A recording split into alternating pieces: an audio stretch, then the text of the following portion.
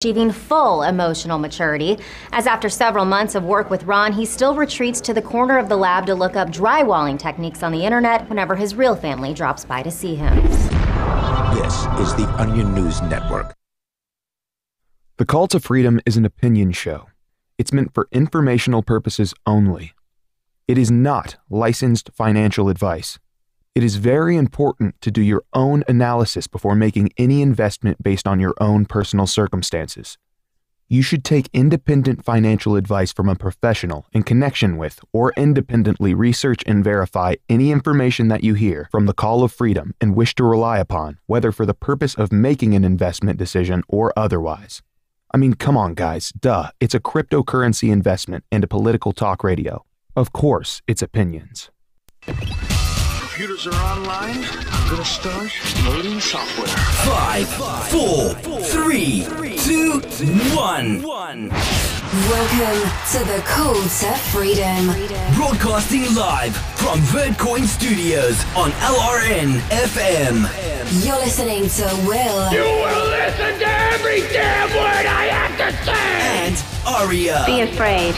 Be very afraid. Stay tuned for political talk and everything crypto. That's right. Broadcasting internationally on our BitPlus network satellite. This is The Call to Freedom. All right, let's boot it up. Hello and welcome to this Friday edition of the Call to Freedom, broadcast live from the Horizon Global studio here in very, very cold Keene, New Hampshire.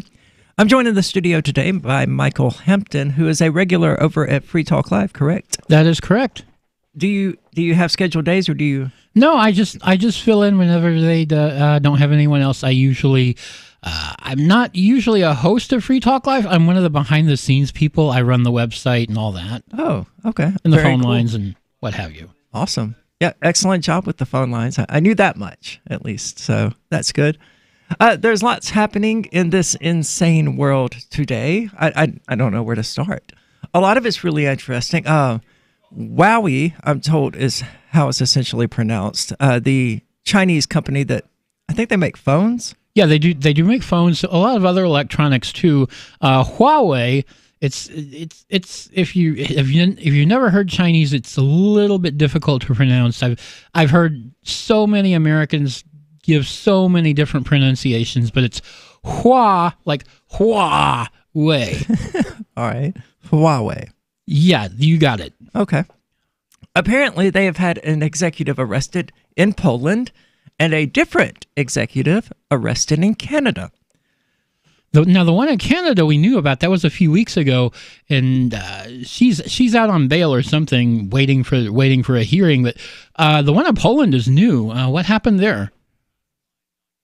I'm not entirely sure. The one from China was the one I found more interesting because it involves China accusing Canada of white supremacy. Oh, that's also new. What's? But in Poland, the executive has been arrested on charges of spying for China. Poland. It says here at CNN Business that Poland's counterintelligence service confirmed on Friday that a Chinese citizen suspected of spying had been arrested. Polish state media identified the suspect as Huawei's, and I did it wrong, sales director in the country. China's embassy in Poland named him as Wei Jingwang.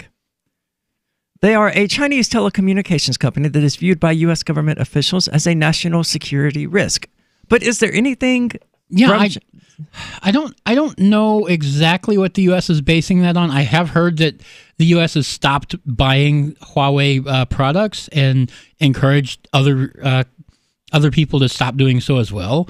So there may be something there. Usually, where there's smoke, there's fire, and it's very unusual for the U.S. intelligence community to come out and say, "Don't buy these products because we think they're bad." That's true. Because we think this company is stuffed full of Chinese spies. That never happens.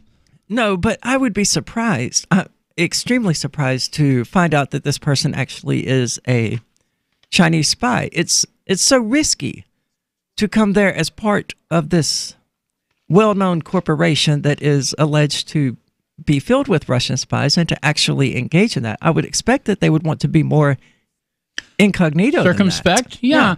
But maybe they thought they could get away with it. I mean, this is not something that the U.S. commonly does, but a lot of other countries' intelligence services will go into companies and take up positions in those companies where they get sent abroad and just feed intelligence back to the state. That's true. Last month, their chief financial officer was arrested in Canada. Good Lord, these non-American names. I'm an American. I don't speak any of these languages. A spokesman for Polish counterintelligence said in a statement to the country's official press agency, which I think is something that, isn't Poland part of the European Union? Yes, it is. They don't have any sort of prohibitions against state media there? Well, I guess they can't because the BBC is so well known. Yeah, no, not state media per se. No, I don't think that's prohibited. That's terrible. I guess it's not surprising. That's right up the European Union's alley, and we got more about them coming up later. But the homes of the suspects were searched on Tuesday. A court has ordered the pair. Where did the pair come from? Were there two people arrested then? Yeah, but this is seriously the first article's mention of a second person. Was it a mistake or? Well, no, a court has ordered the pair to be held for 3 months, and they face up to 10 years in prison if convicted. Well, who's the other person? I don't know. Both have pled not guilty. Let's see. We have Weijing Wang, and that is seriously the only person mentioned until they go, the both of them. The both of whom? That's really bizarre. Yeah, something's a little odd with that article. CNN, you suck. This is not news to us, though. The Chinese company, in a statement, said that that's not a complete sentence. Who wrote this? And why was it published to CNN? Listen, I don't know. The Chinese company in a statement that it is aware of the situation and we are looking into it. There's no verb in that. Did they say in a statement? No, they just in a statement. Wow. Somebody at CNN really messed up here. This is really bizarre. I've never seen a story quite this poorly copy edited. I don't know. What? The company complies with all applicable laws and regulations in the countries where it operates, and we require every employee to abide by the laws and regulations in the countries in which they are based. Except when we tell you not to. Yeah, it would seem that way. A spokesman for the Chinese embassy to Poland said the country was highly concerned about the incident, but not as concerned as they are about the arrest of the CFO over in Canada, where Beijing's ambassador to Canada accused Ottawa of showing Western egotism and white supremacy. White supremacy? In the detention of Ming Wanzhou, the CFO of Chinese tech giant Huawei? Thank you. Luche was responding to Canada's demands for the immediate release of two Canadians, former diplomat Michael Kovrig and entrepreneur Michael Spavor, who were detained in China last month on vague claims that they threaten Chinese national security. I mean, isn't that how it goes? Because when I was looking through the news earlier this morning, I saw that an American had been arrested in Russia on allegations of spying. Yeah, I saw that too. That was from a couple of days ago, I think. But I mean, that seems to be how it goes. But I don't think they're saying anything about white supremacy there. No, of course not. This is just what? Where did you get this from? White supremacy. Espionage is not white supremacy. It's Well, evidently, interestingly, Canada arrested her after a request from the United States. Yeah, that is true. That is true. I was not aware of that. Yeah, she wasn't. I mean, Canada really didn't care. They were just acting on a tip from the United States. Please go pick this person up, and we want to extradite her. Yeah, so naturally they complied because we're the United States, and people who don't comply with us tend to get bombs dropped on them. Ming is suspected of violating U.S. sanctions on Iran and of misleading banks and investors regarding a second company that was making sales to Iran. None of that is spying, so that's good, at least. There's no allegations against her for spying. There is the one in Poland who has been charged with that, but we have other news regarding the European Union that's worth getting into, so stay tuned. We'll be back in just a few minutes.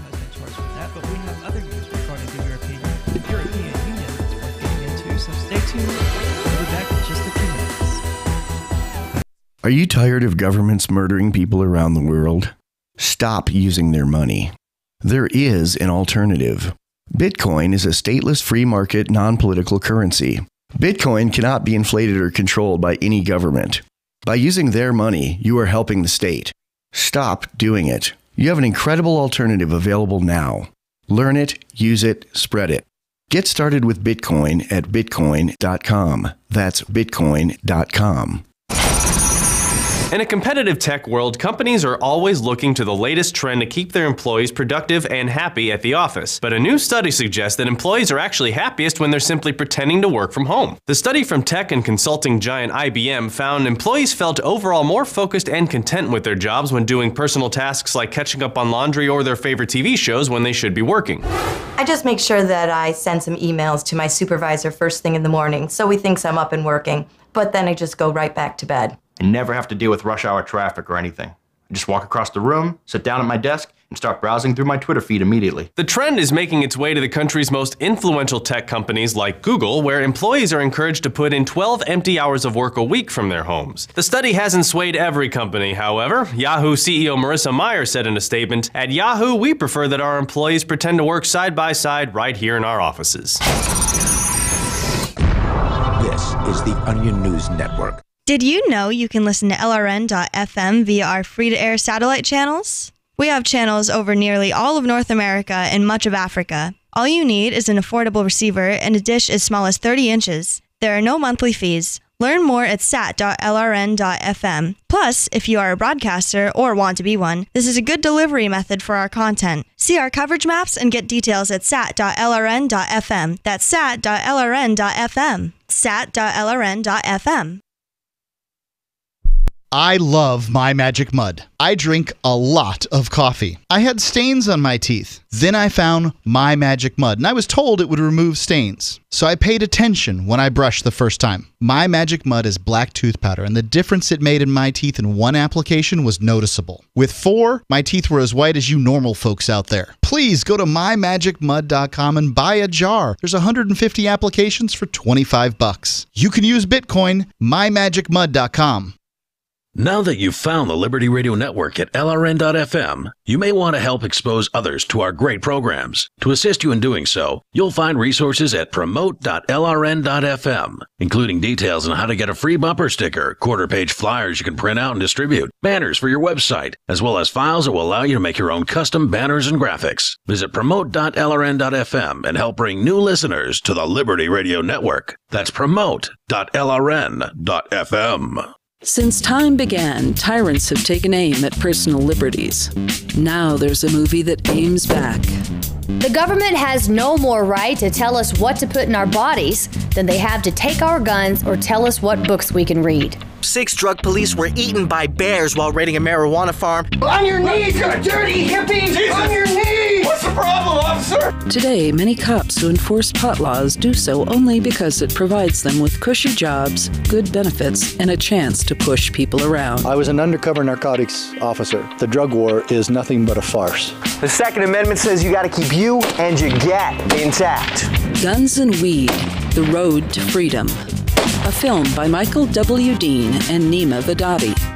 DVD available now at gunsandweed.com or on Amazon. That's gunsandweed.com. Makes the perfect gift. Remember, that's gunsandweed.com. You can sign up to receive the latest about the Liberty Radio Network via our email updates at updates.lrn.fm. That's updates.lrn.fm.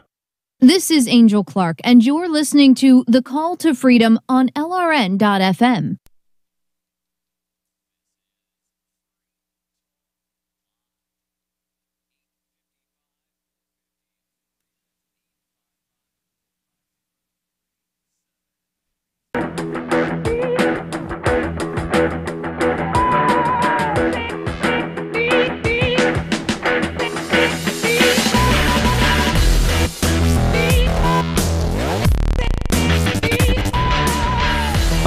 Welcome back to the Call to Freedom here on LRN.FM, broadcast as always from the Horizon.Global studio here in Keene, New Hampshire. And before we get back into the article, I wanted to tell you about this game I've been playing where you can have sex with prostitutes and then arrest them, bust people for drugs, and then sell the drugs on the side for a nice little bonus. Have you ever wanted to enjoy the power rush of being a cop without all the paperwork? Then you should try the Thin Blue Line game. Produced by several members of the Libertarian Party Audacious Caucus, it's the only card game in the world that allows you to shoot someone and escape accountability with the magical phrase, "I feared for my life." Don't want to serve and protect? No problem. Neither do cops. So just focus on your promotion by turning people into sources of revenue for your department, ultimately making your way to chief of police. Shoot someone over a broken tail light and harass peaceful people over arbitrary code violations. You know, typical cop stuff. Get it now at thinbluelinegame.com. Again, that's thinbluelinegame.com. Assault and batteries not included. So we've been talking here about various things going on, I guess in the world really would be the best way to characterize it. But one of the more interesting things that I'm just now finding out about, because I'm an American. I don't follow any of the European Union stuff very closely. But apparently Google has been fighting the European Union over whether or not the European Union has the authority to force Google to abide EU rules outside of the European Union. Right. And they don't. They quite clearly don't. I mean, the only reason they have the power within their own little block of countries is that, you know, nobody's capable of challenging them for it. Right. But I'm shocked that they even tried to. I mean, they're not the United States. No. They can't do stuff like that. I mean, we do it all the time. Oh, they would love to. I mean, they'd love to be the United States and run roughshod all over the rest of the world. But, absolutely. And the way they're going, they just might get there, except I don't think they will because they'll run out of money first. But yeah, that's another topic. They do seem to have funding issues, and stuff like this certainly doesn't help. Google and other search engines shouldn't be forced to apply the EU's right to be forgotten beyond the bloc's borders, an advisor to the EU's top court argued Thursday. The recommendation, if followed by the Luxembourg-based Court of Justice, would be a major victory for Google, a unit of Alphabet Inc., which has for 3 years been fighting an order from France's privacy regulator to apply the EU principle globally. And so, I mean, it wasn't even the EU that said, "Hey, you have to do this everywhere." It was France. Yeah, it was some, as I recall, I don't remember all the details offhand, but it was some jerk in France who was upset because Google's search engine, when you put in his name, would bring up all this crap about him that he didn't want people to know. Oh, okay. See, because the way I was taking it was that Google had to give everybody in the world the right to be forgotten, but it was just that people from America can still Google these people who have exercised their right to be forgotten. But you in the EU, if you search for somebody that's applied for this, then yeah, they can say, "I don't want this crap showing up when you search my name." So a sort of self-censorship. Yeah, kind of, yeah. Where the European Union, they want to create this block of Google, I guess, where, you know, it only gets the search results that their government has approved. And they want to make sure that the rest of the world only gets those search results as well. Yeah, but although they obviously do not have the authority to. Yeah, what I understand from this court case, it's most likely that this is going to end up applying just in the EU, and if you search for this stuff outside the EU, then you're going to get it. Well, it's not going to be censored. The Advocate General for the court, whose name I'm not even going to attempt, argued in Thursday's non-binding opinion that if the EU ordered removal of content from websites accessed outside the EU, there was a danger that other jurisdictions would use their laws to block information from being accessible within the EU. And I think that's a good point. This would go both ways as well. That's true. Where China could be like, okay, well, you're posting about all of these human rights violations that we're doing, or you're allowing people to search for all of these human rights violations, and we don't like that. So we want those blocked globally. Mm-hmm. Yeah, they very well could do that. And that's the Google right now is not in China. And their engineers have actually drafted a letter to their board saying that they don't want to work on a censored search engine in China, for the Chinese government. Yeah, there was a big kerfluffle about that, and the Google executives were pissed off that it was leaked to the press. Not that not that they were doing something evil. I mean, you may or may not remember this because you're so young, but way back when Google started, they had this slogan of "Don't be evil." Oh yeah, I remember that. And somewhere along the way, it vanished. Yeah, they dropped it. They dropped it on the floor. It was their first principle, wasn't it? Don't be evil. Don't be evil. Well, they got rid of that. Yeah, that's long gone. And it's telling, I think, that they did, in fact, they said, okay, well, we have this line in here that says, don't be evil.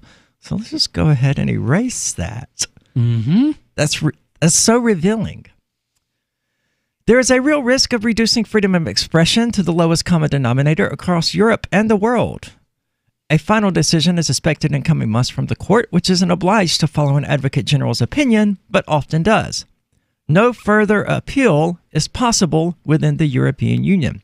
So my question would be, if Google doesn't wish to do this, and the European Union court says, no, this guy, our attorney general, or whatever they called him, is wrong, you have to apply this globally. And Google said, well, we're not doing that, so we're just going to not operate within the European Union. That is a possibility. I don't think Google is going to shut the EU out of its whole I don't know array of products, because that's 500 million people right there that they're not going to make money off of, and it's just. Is that it? That's the whole population of the EU is about 500 million? I just pulled that number out. Okay. I don't know exactly what it is, but just as a ballpark figure, right. They make a lot of money there, enough to have lots of offices, data centers, employ thousands of people. Sure.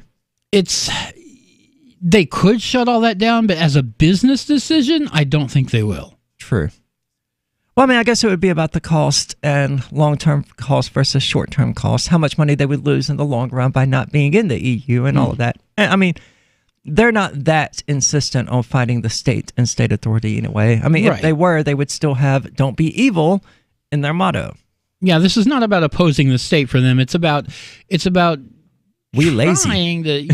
Kind of.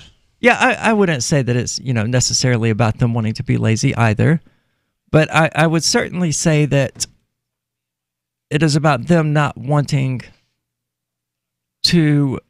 I don't know. What could Google's motive be behind this? Well, maybe because it's not about benevolence. Maybe they've still got people working for them that think the "don't be evil" is still a thing.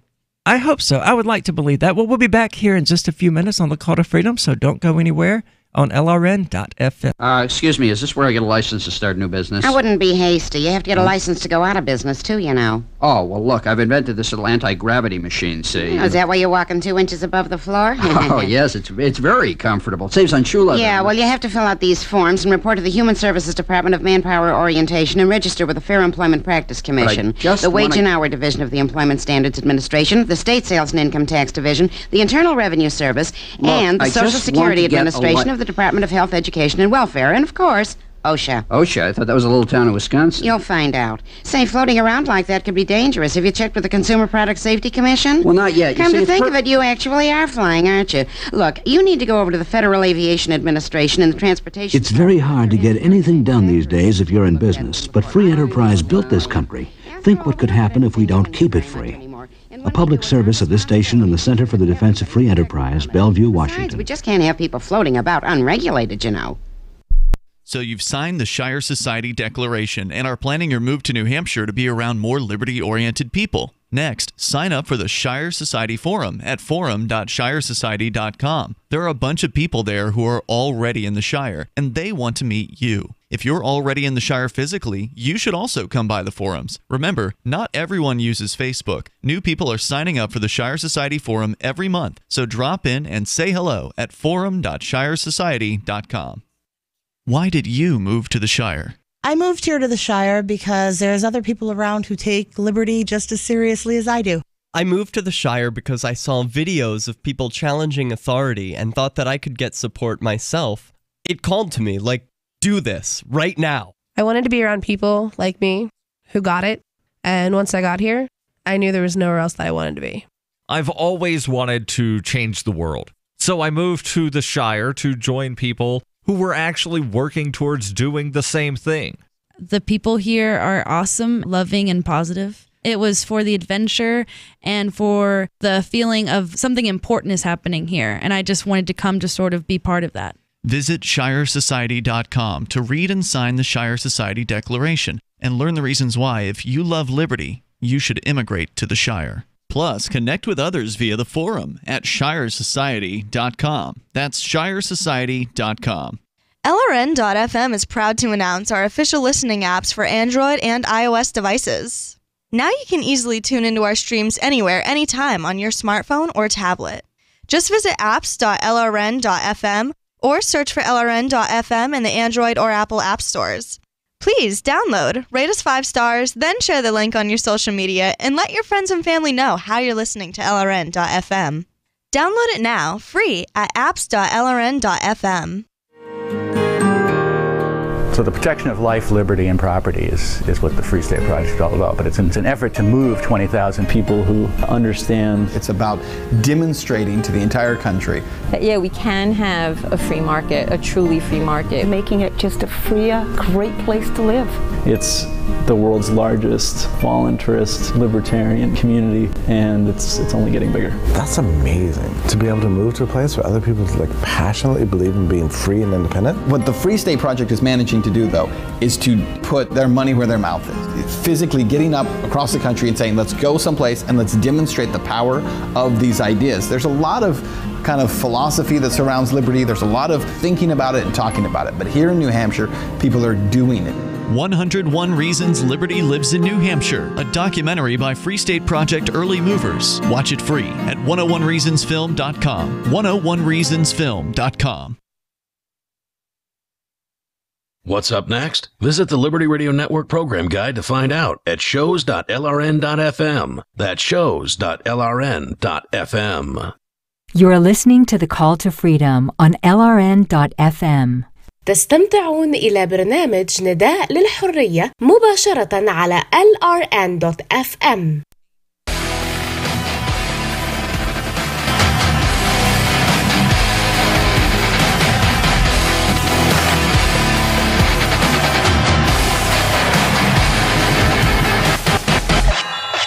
Excuse me, can you tell me what was you've heard about me? Maybe that I'm a little harlot, homicidal queen. You know I heard that I don't belong in this scene. Sex, metal, body, attention, fiend. You know I heard that I'm a hater's dream. No class, white trash, I'm so upset. All right, welcome back to the Call to Freedom here on LRN.FM, broadcasting as always from the Horizon.Global studio here in Keene, New Hampshire. And we've been having a discussion about things going on in the European Union primarily. Apparently, the reason that China accused Canada of white supremacy is that, quote, the reason why some people are used to arrogantly adopting double standards is due to Western egotism and white supremacy. Oh, white supremacy. The Canadians said that by arresting 2 Canadian citizens as retaliation for Canada's detention of Ming, China was bullying Canada. To those people, China's self-defense is an offense to Canada. And what did he just admit that they arrested 2 Canadian citizens in retaliation? Because that's what it sounded like. That's what it's. I was looking on the. I was looking through headlines during the break. Apparently, China's arrested 13 Canadians total. I don't know how old the article is, but apparently it's up to 13 now. That is totally not the way. I'm against this whole spying politics game anyway, but that is totally not the way to play it. Well, that's the way governments have been playing it for pretty much forever. It is, but it's so immoral. I mean, we see the same thing, and that's what I was beginning to get at earlier, which is that, Russia just arrested an American for being a spy. We've arrested several Russians for being a spy. So has the UK. And there's probably no evidence whatsoever that any of these people are spying on anybody. That's quite possible. Or maybe the first one was, and since then it's just a series of arrests and retaliation. Yes, it's retaliation for something that it doesn't make sense to retaliate anyway. You're just making yourself look bad. But it is amazing to me that China will openly admit it, though. Well, sure, they'll openly admit it. I mean, they are, but I mean, did you hear the quote? The Canadians said that by arresting 2 Canadian citizens, and it's up to 13 now, Michael says, as retaliation for Canada's detention of Ming, China was bullying Canada. So, I mean, they straight up admitted that they just arrested 2. Hey, those guys are Canadians. Let's arrest them. Yeah. Why are you surprised that China would admit that? Now, if I'm you surprised that anybody has admitted it. If you said, I'm surprised that United States or that France or that the UK or Australia admitted it, then that would make sense. But if you're like, I'm surprised Saudi Arabia admitted to this. I'm surprised China admitted to this. I'm not. They're oppressors and they're proud of their position. As we're talking about the same country that has a social credit system that spies on 6 million cameras across the country, and you're surprised that they're like, oh, and by the way, we decided to just arrest a couple Canadians at random. Yeah, well, did you hear the line? I'm not sure. This was right before you got here, I think. China. So a few weeks ago, Canada arrested a Huawei executive at the behest of the United States for violating some sanctions against Iran. Okay. So China comes up and says that this is white supremacy. That's how we got into all this, because when I saw that in my newsfeed, China accuses Canada of white supremacy. I was like, bam, there we go. We got to get that in there. Well, yeah. But it's because of the double standard, apparently. Apparently, it's okay for Canada to arrest Chinese people, but not okay for China to arrest Canadian people. Well, I mean... And I would think the difference here would be that, you know...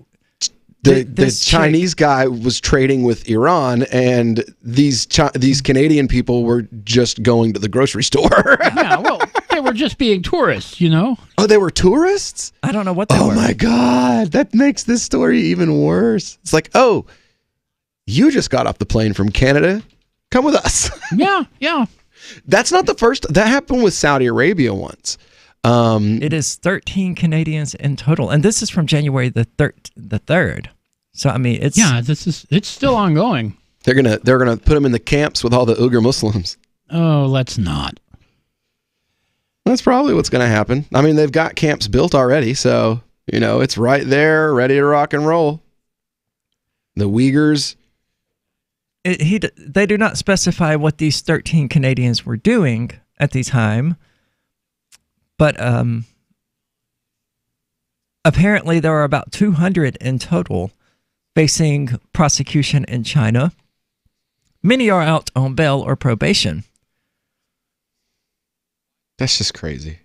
It's ridiculous. Well, it's China. It's China, yeah. It's America 20 years from now. To be fair, we do detain more than 4 times as many Canadians here in the United States. Apparently. We have 900 detained.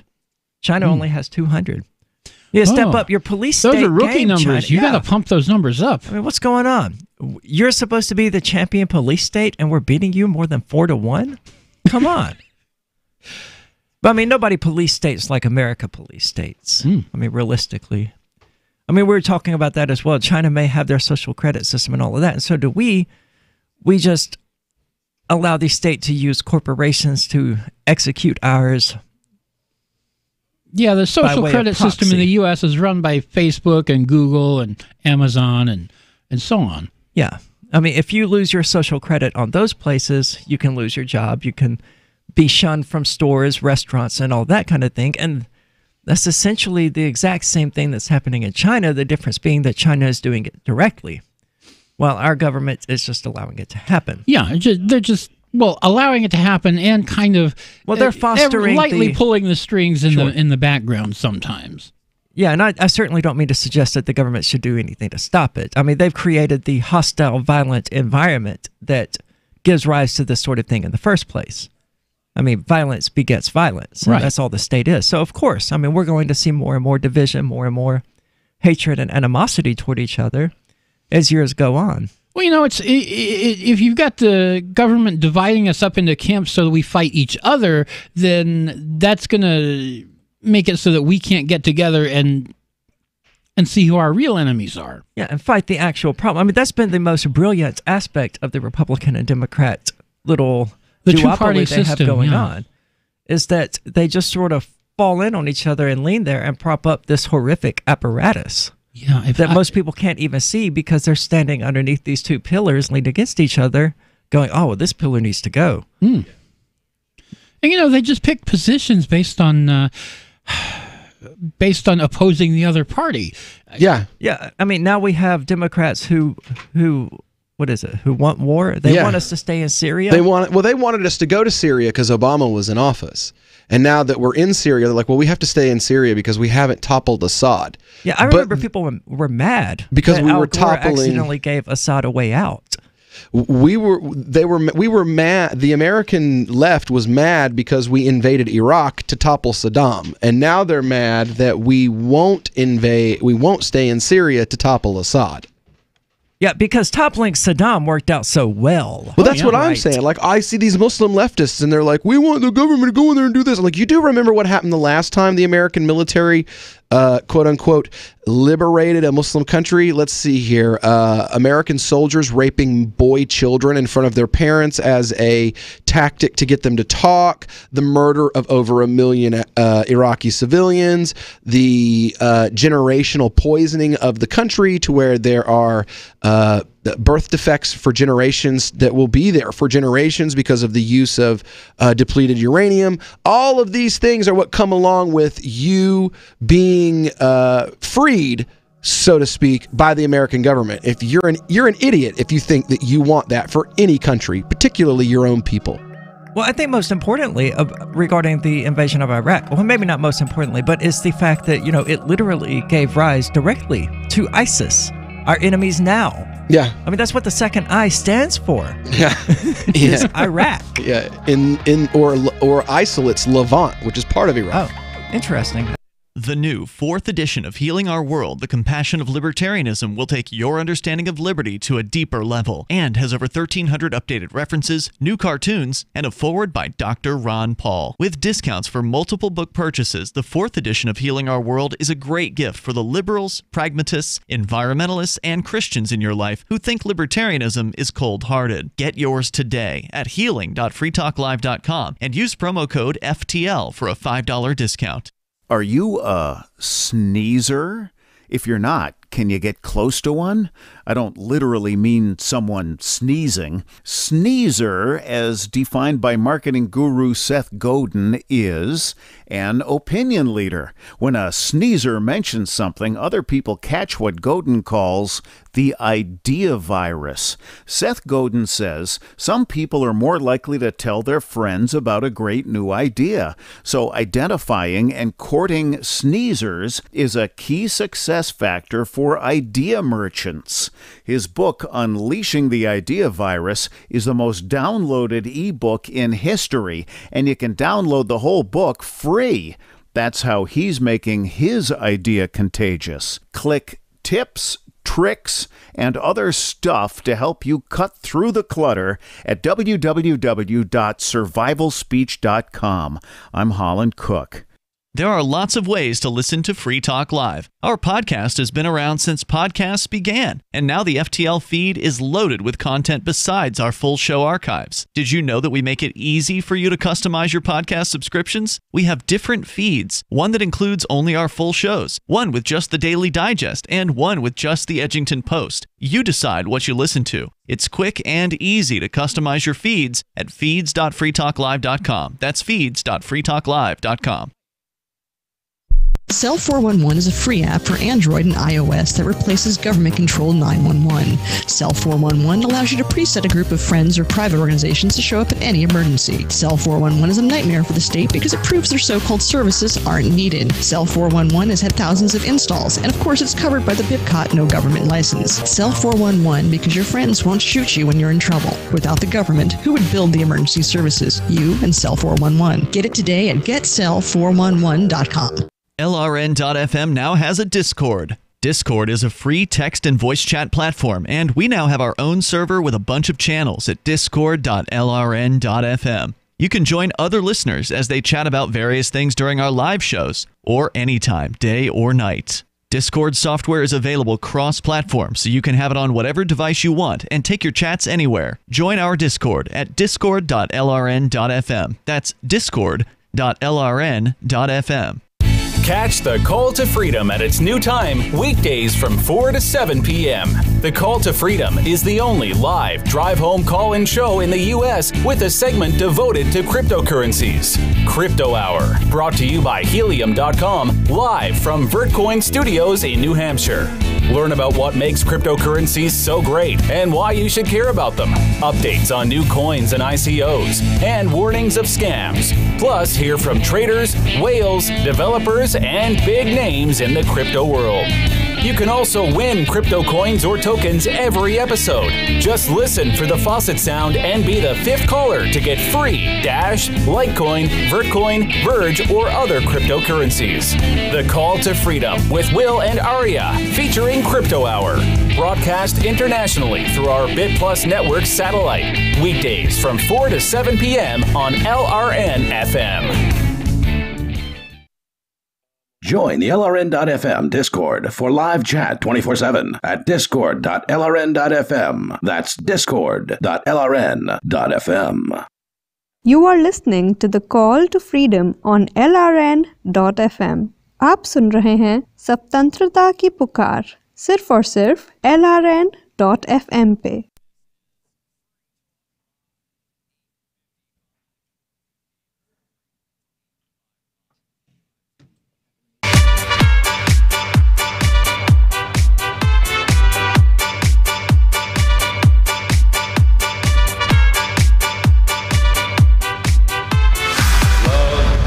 Is a burning thing, and it makes a fiery ring, bound by wild desire. I fell into a ring of fire, fire, fire, fire, fire, fire, fire, fire, fire, fire, fire, fire, fire, fire, fire.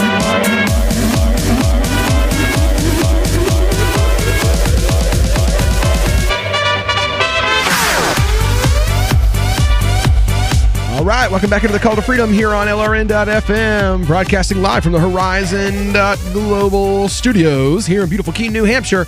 And it's another beautiful day. And boy, it's a chilly day. It never even got up to 20 degrees today. No, it's horrifically cold out there. Yeah, it's 18 and windy. 18 and windy. And I even went out there today and got on the bike, went up to the China Walk and got some food. What I think is funny is Ian goes out in this weather like 10 times a day to walk the dog. And I'm just like, no. This is the reason number... Think how the dog feels. 45. Yeah, right? Reason number 4,500 why I don't have a pet.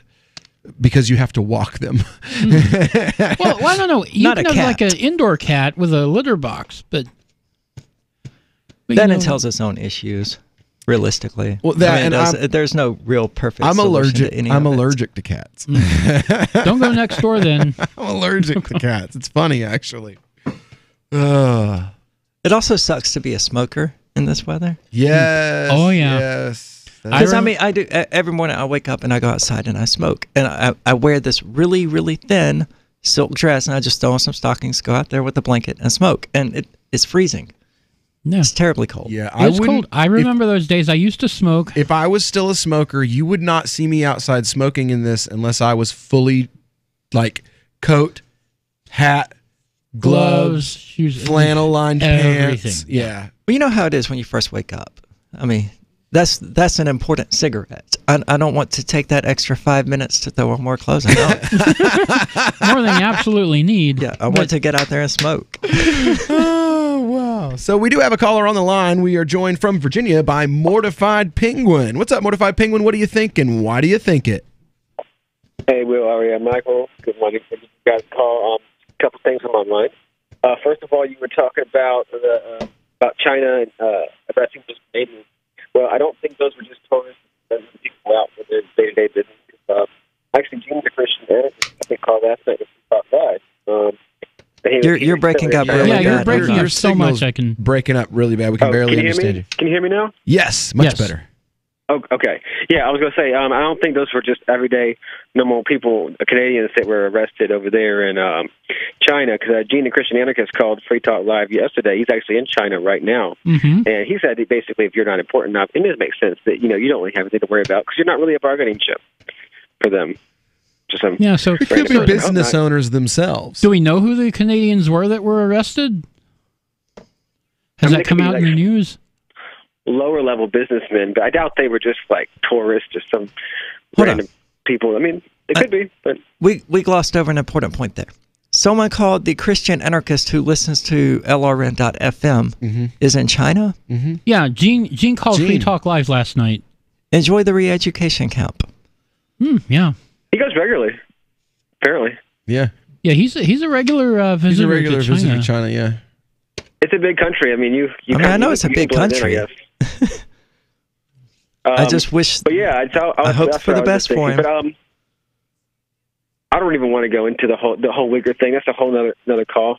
But I wanted to call about the Secretary of State Pompeo's address. I think it was 1 or 2 days ago. In Cairo. And I was surprised that I haven't heard about it much on LRN. I understandably we were talking a lot about how Trump deserves some kind of credit for, wanting to pull the troops out of Syria, kind of draw down some of the conflicts. And, so Secretary of State Pompeo, a former CIA director, Pompeo, former, war hawk and this and that, goes over there and pretty much not only walks that back, but says, Obama administration was too timid. He apologized for America. He didn't blame ideology for the terrorism problem, and we're going to support our allies, and we're going to basically triple down on the Middle East, and they were too timid. They were too unresponsive, and America is going to have more of a presence than ever. So that's what he came over there to say, to his allies, the oppressors, the Taghut in Egypt and Arabia. Yeah. So where does it actually stand now? UAE, those countries. Right, in Taghut.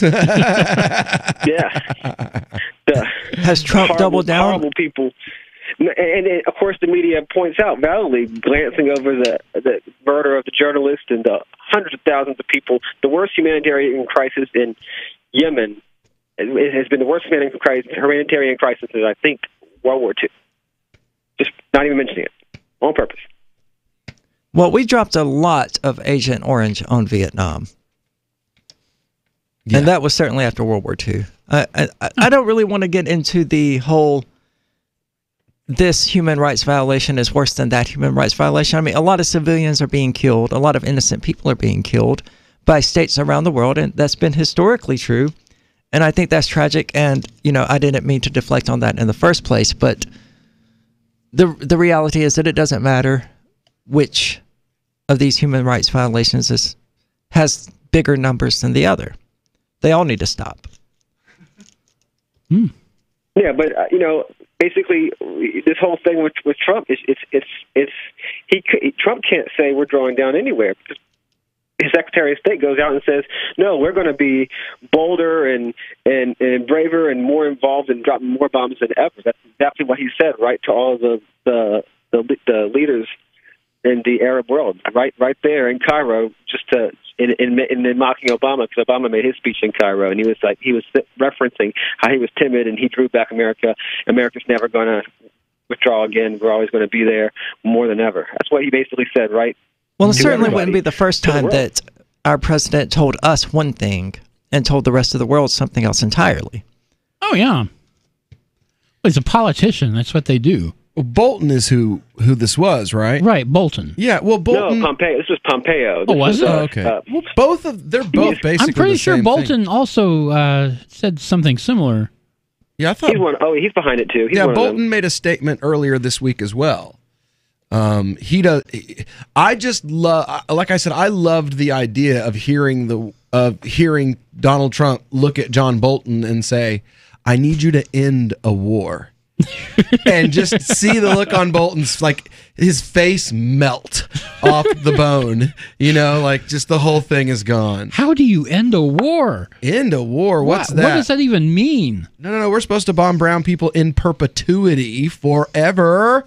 That's what we're here for. How do you orchestrate the apocalypse if you stop bombing brown people?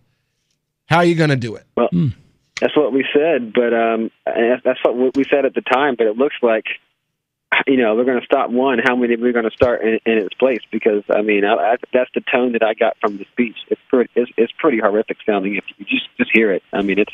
Here's what's going to happen. They're going to impeach Trump because he's trying to end the wars. There's no doubt that we're leaving Syria so that we can attack Iran. So, and then Pence will just reestablish everything. Yeah. Basically, Trump has figured out how to make sure he loses all support from all sides. I don't think so. I think Pence is impeachment protection. I mean, he's such a lunatic Christian conservative nut job. Stop them that I don't think they would go through with impeachment. Well, yeah, Pence is a hardcore conservative Christian, but you know what you're getting there. And you're getting Hillary Clinton. No dirt on him. You're getting Hillary Clinton, but a boy. Seriously. So you're getting Hillary Clinton. Yeah, so you're getting Hillary Clinton. You're getting the third George W. Bush term that everybody wanted. That's what you're getting. With Pence. Nobody's. I don't know. Pence is more Christian, modern Christian. I don't want to besmirch the good Christians out there. He's straight up gonna bomb the brown people. None of the warmongers are going to complain about Pence. Well, if people are actually going to be worried about LGBT death camps in the United States, Pence would be the type to bring it, not Trump. Yeah. Absolutely. All right, when we get back here on the Call to Freedom, it'll be time for our Crypto Hour. Man, I got some crazy headlines for you.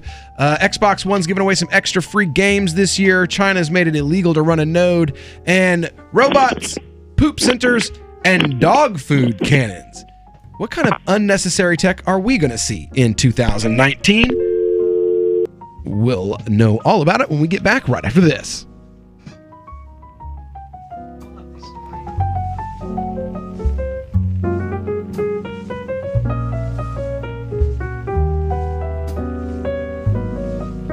Is spreading the message of liberty, cryptocurrency, and peace around the globe worth $2 per month to you? As you may already know, in addition to our internet feed, LRN.FM broadcasts on free-to-air satellite across North and Central America, as well as Sub-Saharan Africa. And we've been available on satellite for free 24/7 since 2010. The LRN.FM free-to-air satellite signal is reaching some of the most oppressive regimes in the world, and there's no doubt our ideas are making an impact. You can learn more about the channel's impact by watching the 3-minute video at fund.lrn.fm. If you'd like to help free minds globally with our ideas of liberty, cryptocurrency, and peace, you can donate as little as $2 per month via fund.lrn.fm. You can help us continue and expand our satellite broadcast to multiple continents. Visit fund.lrn.fm today, and thank you for your help. Don't forget to share the link on social media. That's fund.lrn.fm. The LRN.FM social media channels have been revamped. We've eliminated Facebook and focused on other platforms like Twitter and Mastodon, the decentralized alternative to Twitter. On our accounts, you'll find posts from multiple LRN.FM show hosts together in one place. Follow us on Twitter at twitter.lrn.fm, or better yet, move to the decentralized Mastodon social media platform at toot.lrn.fm, toot.lrn.fm. I think you'll like it. We've all heard about blockchain assets like Dogecoin, Ether, and Ripple. Bitcoin isn't the only player in the blockchain game any longer. And for those of us wondering how to get our hands on these digital assets, finally, there's a solution. Shapeshift.io allows you to buy and sell between your digital assets and Bitcoin instantly between your own digital wallets. I've used it with ease. Shapeshift.io. There's no account or email address needed. You send them the crypto you want to sell. They send back the crypto you want to buy. It's that easy. Shapeshift.io. More of the Call to Freedom is coming up next, live after the news on the Liberty Radio Network at LRN.FM. From Keene in the Shire, the Liberty Media capital of the world, this is Daryl W. Perry, host of FPP Radio News for Friday, January 11th, 2019. Silver is trading at $15.69 per ounce. Gold is valued at $1,293 per ounce. Smart cash is trading at 1.28 cents, and the average price of Bitcoin is $3,651. Antiwar.com reports Pentagon officials say that their existing plans to withdraw all U.S. troops from Syria are continuing to be advanced in keeping with a White House directive from December. They added that there has been no change since then. Officials seem particularly to want to stress this after John Bolton's statements over the weekend suggesting that the pullout was conditional on a series of goals. One defense official was quoted as saying, "We don't take orders from Bolton," which isn't to say that they're not adapting at all, despite the claims that there is no change. Officials are reportedly prioritizing staging equipment for the withdrawal right now instead of removing anybody, perhaps anticipating a future change. The Pentagon was said to be opposed to withdrawing U.S. troops from Syria since the December announcement. The exact timeline is not clear, but most reports suggest the withdrawal will happen within the next 4 months. Smart Cash is a peer-to-peer digital currency that is fast, secure, and easy to use. Smart Cash is building a foundation that can support daily transactions for people everywhere. One feature that sets Smart Cash apart is the Smart Hive governance model and how the community can vote to fund the best projects with block rewards stored in the Smart Hive project treasury. Unlike other cryptocurrencies with voting systems, Smart Cash allows everyone to participate. One smart equals one vote. Learn more at smartcash.cc. UPI reports President Donald Trump's former personal lawyer, Michael Cohen, is scheduled to testify before the House Oversight Committee in connection to hush payments he made to an adult film star who said she had an affair with the president. Committee Chairman Representative Elijah Cummings said Cohen voluntarily agreed to appear before the panel on February 7th. It will be the committee's first hearing since Democrats took over as a majority in the House. Cummings said in a statement announcing the committee's upcoming schedule, "Last November, the American people voted overwhelmingly for Congress to do two things: address the core issues that affect their daily lives, and fulfill our constitutional responsibility to serve as an independent check and balance on the executive branch by restoring accountability and transparency." The statement added, "This additional set of hearings will serve both goals by launching our broad review of the skyrocketing prices of prescription drugs, hearing directly from President Trump's longtime personal attorney, and focusing on sweeping legislative reforms to strengthen our democracy and anti-corruption legislation, H.R. 1. The Oversight Committee said Cummings' recent letters to the White House and the Trump Organization seeking documents related to payments Cohen made to silence women who said they had affairs with Trump prior to the 2016 election.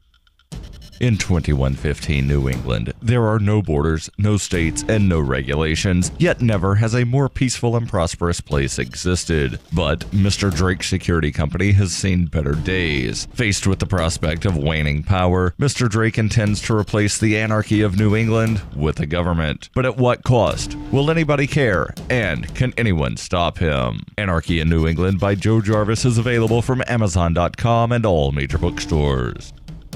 Reuters reports hundreds of furloughed federal employees chanting "We want our pay" marched on the White House on Thursday, the 20th day of a partial government shutdown over U.S. President Donald Trump's demand for border wall funding. Protesters shouted "Stop the shutdown" in the bitter cold at the union-organized demonstration that started at the AFL-CIO headquarters and ended in front of 1600 Pennsylvania Avenue, where they hoisted signs reading "Trump, end the shutdown" and "Not a strike, we want to work." Some 800,000 federal government employees have been ordered to stay home or work without pay during the shutdown, brought on by a standoff between Trump and Democrats in Congress over Trump's demands for $5.7 billion to build a wall on the southern border with Mexico. Trump, in a 2016 presidential campaign promise, reportedly vowed that Mexico would pay for the wall, but he said he will not sign any bill to reopen the government that does not provide funding for the wall. Elaine Soriano, a furloughed scientist with the Environmental Protection Agency, said she would have to dip into her retirement savings if the shutdown continues, and robbed her of yet another paycheck. Soriano said, "It's just clear that this administration doesn't understand normal people in real life, or they wouldn't do this." In its third week, the shutdown of about a quarter of the federal government is the second longest since the mid-1970s. Trump has said it could continue for months or even years. Many furloughed federal workers have turned to online fundraising outlets such as GoFundMe to help cover expenses.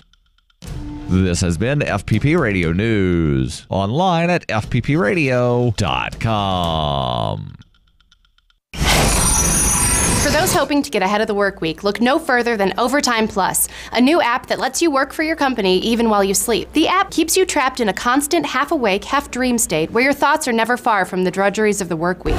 By simply laying your phone on your mattress, the app's accelerometers are able to measure your movements throughout the night, so it knows when you're close to falling into a deep sleep and losing focus of the crushing work demands ahead of you. When restful sleep is detected, the app dips into your personalized work tasks to generate a subliminal signal, like the date of an important deadline or keywords from the most damning portion of your last job review, to jostle you back into a state of productive, semi-awake agitation. I was close to falling asleep last night, then my app started whispering my boss's name over and over again until I was awake and answering work emails at 3 in the morning. Last night it made me dream that I was locked in the office until I could find the most optimal way to catalog the company's new server. I still haven't figured it out. The app doesn't just keep you mentally shackled to your day job, but also serves as an alarm clock by repeatedly shouting you're late for work until you're jolted out of bed in a panic each morning. This is the Onion News Network.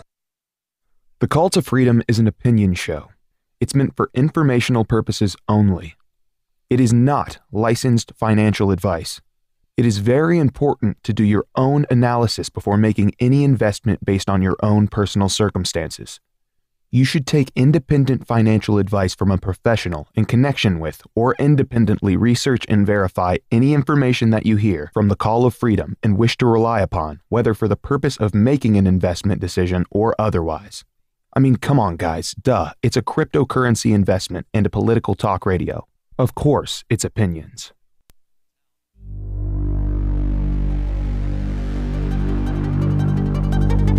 Andros has again invaded the Lilat system.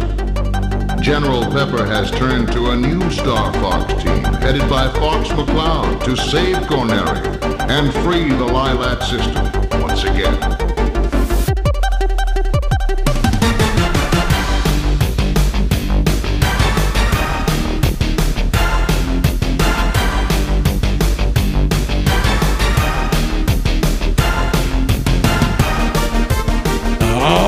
Welcome back into the Call to Freedom here on LRN.FM, brought to you live from the Horizon.Global Studios here in beautiful Keene, New Hampshire. It is our Crypto Hour.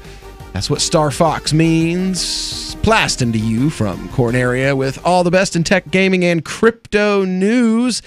Lead story today is from Norwegia. No, it's from Norway. I know. Okay. I know. I did that on purpose. It's from Norway.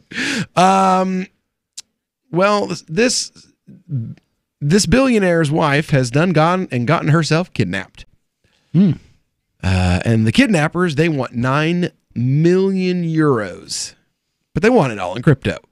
Of course. The wife of one of Norway's richest men has been abducted from her home outside of Oslo, with the kidnappers demanding a ransom of 9 million euros in cryptocurrency.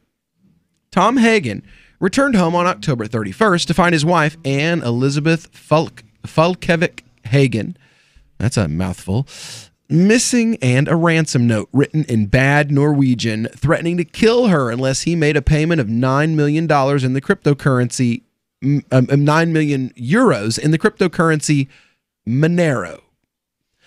Okay. That's easy to track at least. Right? Well, Monero isn't that easy to track. It is trackable, though.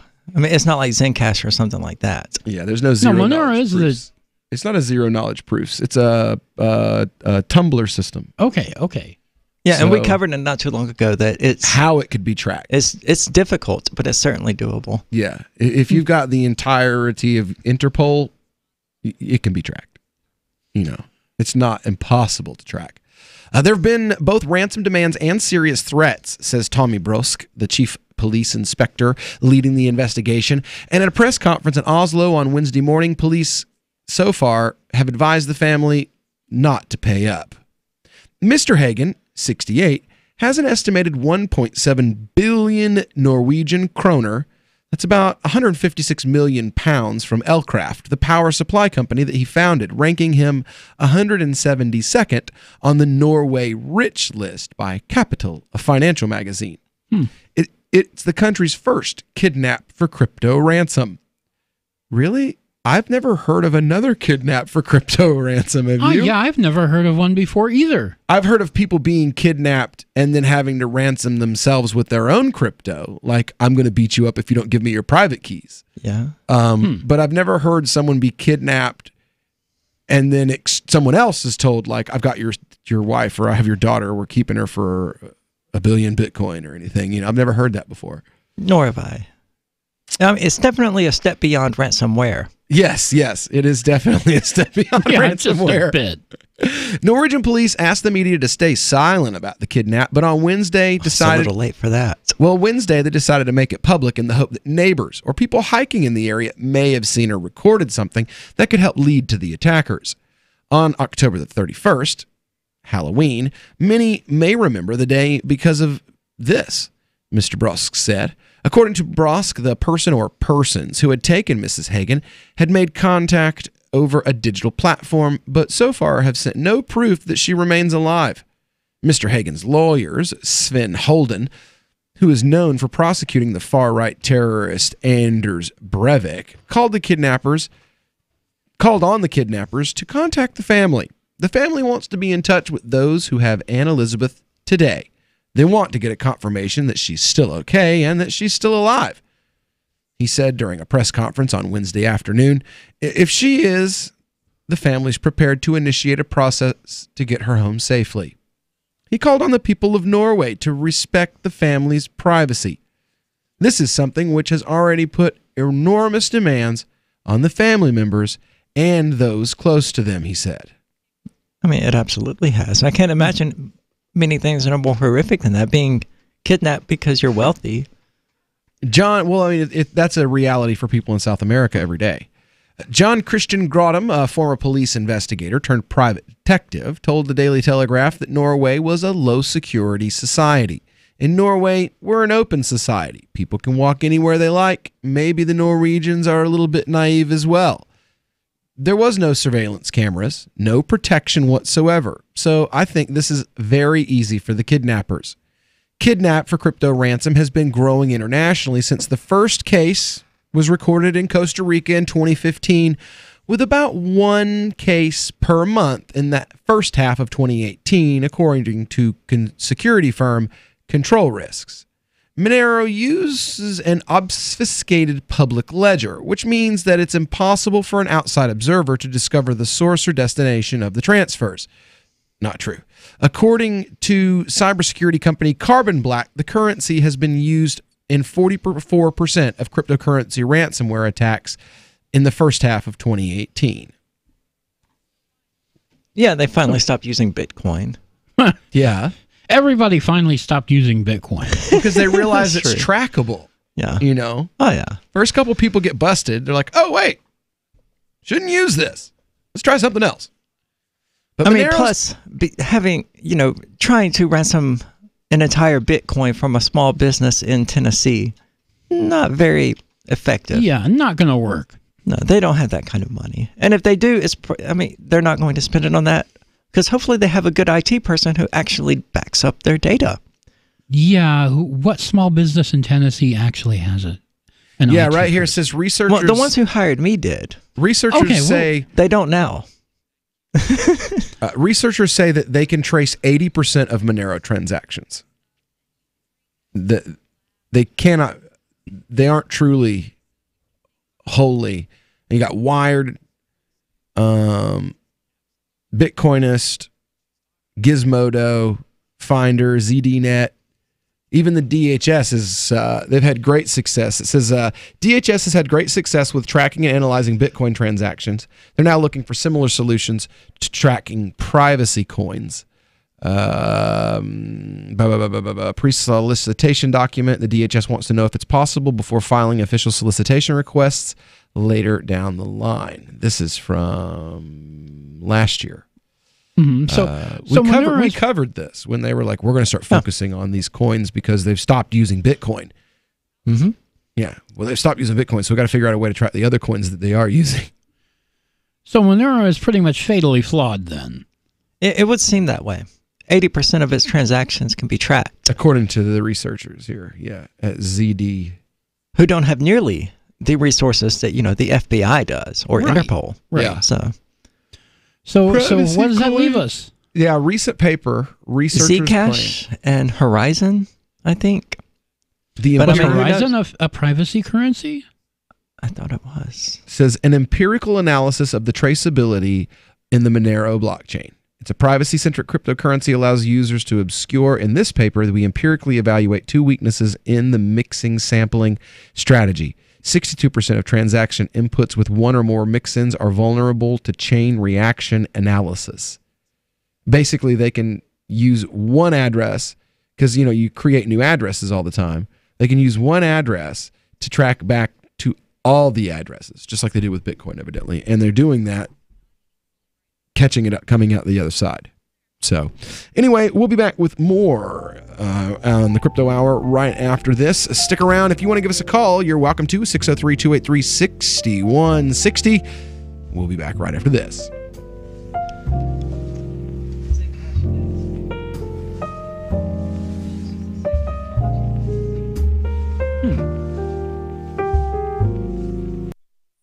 When you hear the word lobbyist, you probably think about greedy corporations, but not all lobbyists are the same. Some are fighting for the freedoms you hold dear. Liberty Lobby LLC is doing just that in New Hampshire, working hard to represent you, not some special interest group. You can help by going to libertylobby.info, where your contribution will give us the tools we need to ensure that your voice is heard. Visit libertylobby.info today to find out more.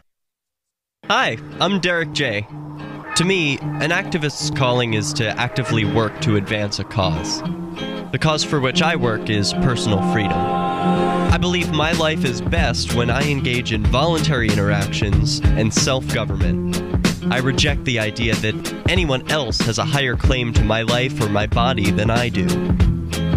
I see people who call themselves the government as a threat to my personal freedom. I realize you may feel differently, but my relationship with the people who call themselves the government is completely involuntary. If Starbucks used some of its money to drop bombs, I wouldn't shop there. So why would I support the American empire? The empire does not require my consent. Derek J's Victimless Crime Spree. Watch it for free and order the Director's Cut DVD at victimlesscrimespree.com. That's victimlesscrimespree.com. Imagine someone in your community getting in their car, turning on the radio, and hearing the Liberty Radio Network. You can make that vision a reality with your own micro radio station. Visit broadcast.lrn.fm to learn how you can put our programs on the air in your area. You can have LRN.FM running around the clock, and you can even add in your own local shows. Building a radio station is simple, but programming isn't. That's where LRN.FM comes in. Learn more at broadcast.lrn.fm. That's broadcast.lrn.fm. Are you a cryptocurrency advocate? The Crypto Tip is the ideal outreach tool to help new people discover cryptocurrency. It's a printable business card-sized tip that you can give to service providers, preferably in addition to a good cash tip. When the server scans the QR code, it'll bring up an explanation of cryptocurrency, how to install a wallet, and allow them to claim the tip. If they don't claim the crypto, you get your tip refunded to you after a time period you specify. Plus, if they do claim the tip, you get an email alert. Create as many tips as you want at cryptotip.org. That's cryptotip.org. Did you know we've taken our LRN.FM telephone listen line to a new level with the LRN.FM audio on demand line? Now you can call 712-770-8447 anytime and listen to LRN.FM's live feed. And you can listen to a bunch of our original shows on demand. Long distance fees may apply. Just dial 712-770-8447 and choose from the menu. 712-770-8447. On Free Talk Live, we're bringing people to the ideas of liberty every day. From wrestling superstars like Glenn Jacobs. You guys really are having an impact, I believe. Like I said, a lot of where I am now is due to listening to Free Talk Live. You changed my mind on some very important issues years ago. To random people tuning in on the radio. I was kind of stuck in the left-right paradigm. I heard your show by chance on a Saturday night. From there, I went on, joined the Free State Project, and become an amplifier. So, I mean, that's really the reason why I amp is because I know that if it wasn't for you guys being on as many stations as you are, I never would have found the ideas of liberty. Your amp will directly change more lives by getting Free Talk Live in front of people looking for talk radio online and on the air. When you amp Free Talk Live, you get perks like access to the AMP-only Facebook group and AMP podcast. Visit amp.freetalklive.com. You're listening to the best liberty-oriented audio streamed around the clock, on the air, and online. This is the Liberty Radio Network at LRN.FM. You are listening to the Call to Freedom on LRN.FM. Unasikiliza wito wa uhuru katika LRN.FM.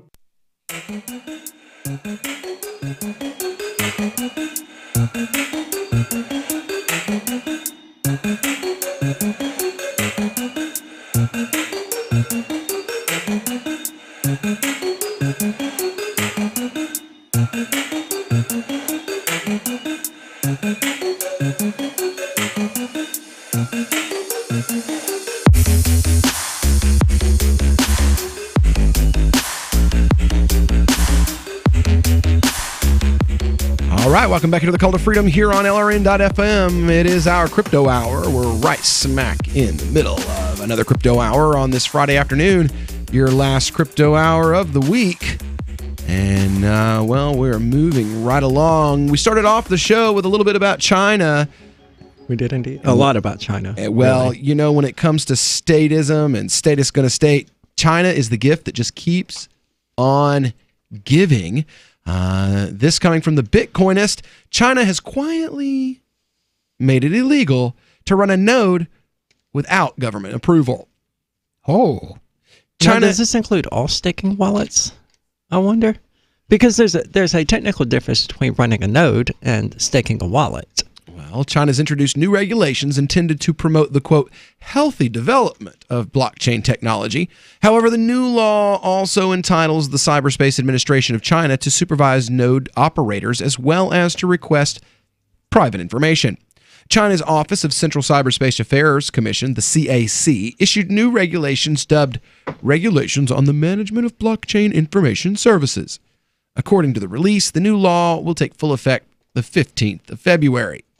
The regulations paint providers of blockchain information services with a broad brush, defining it as a, quote, provision of information services to the public through internet sites application based on blockchain technology or systems.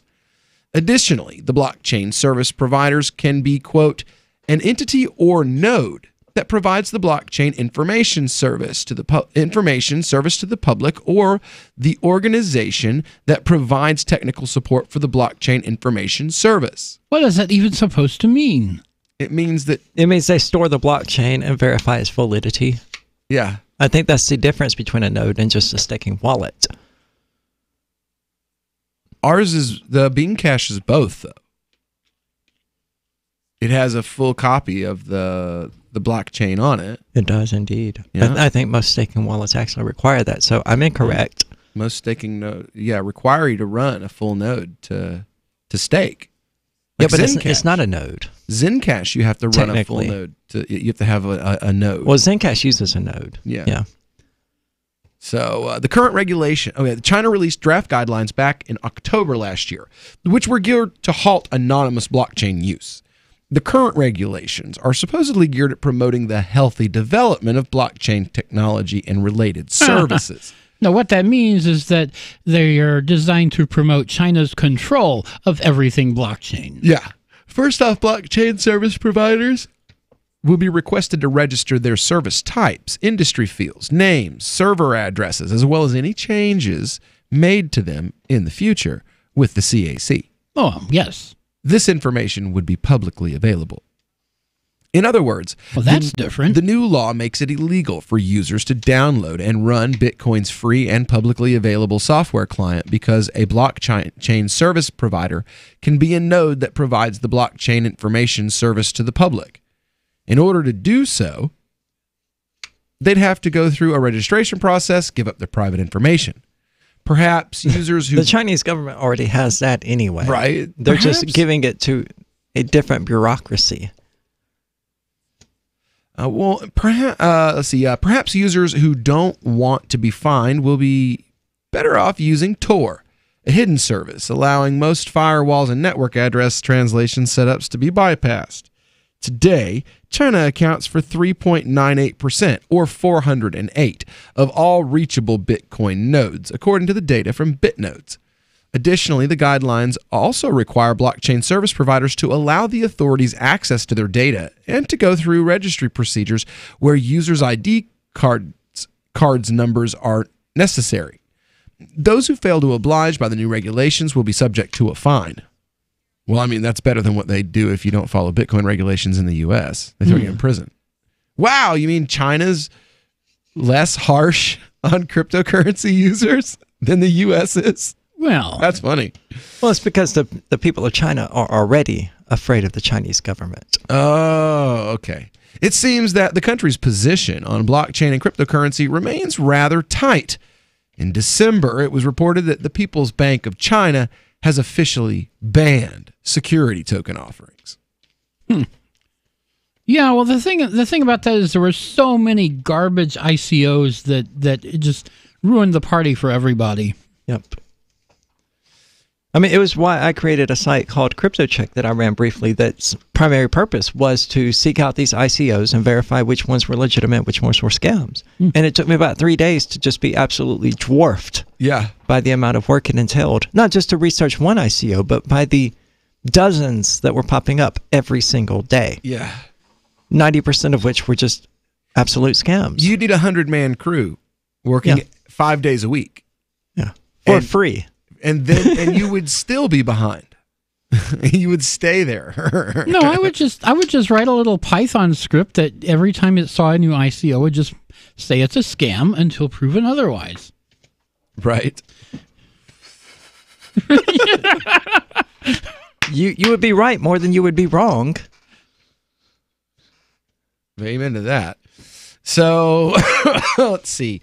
China has, if you run a node, so there'll be no more Zencash nodes in China, no Motion. So Motion, basically anything that requires you to download the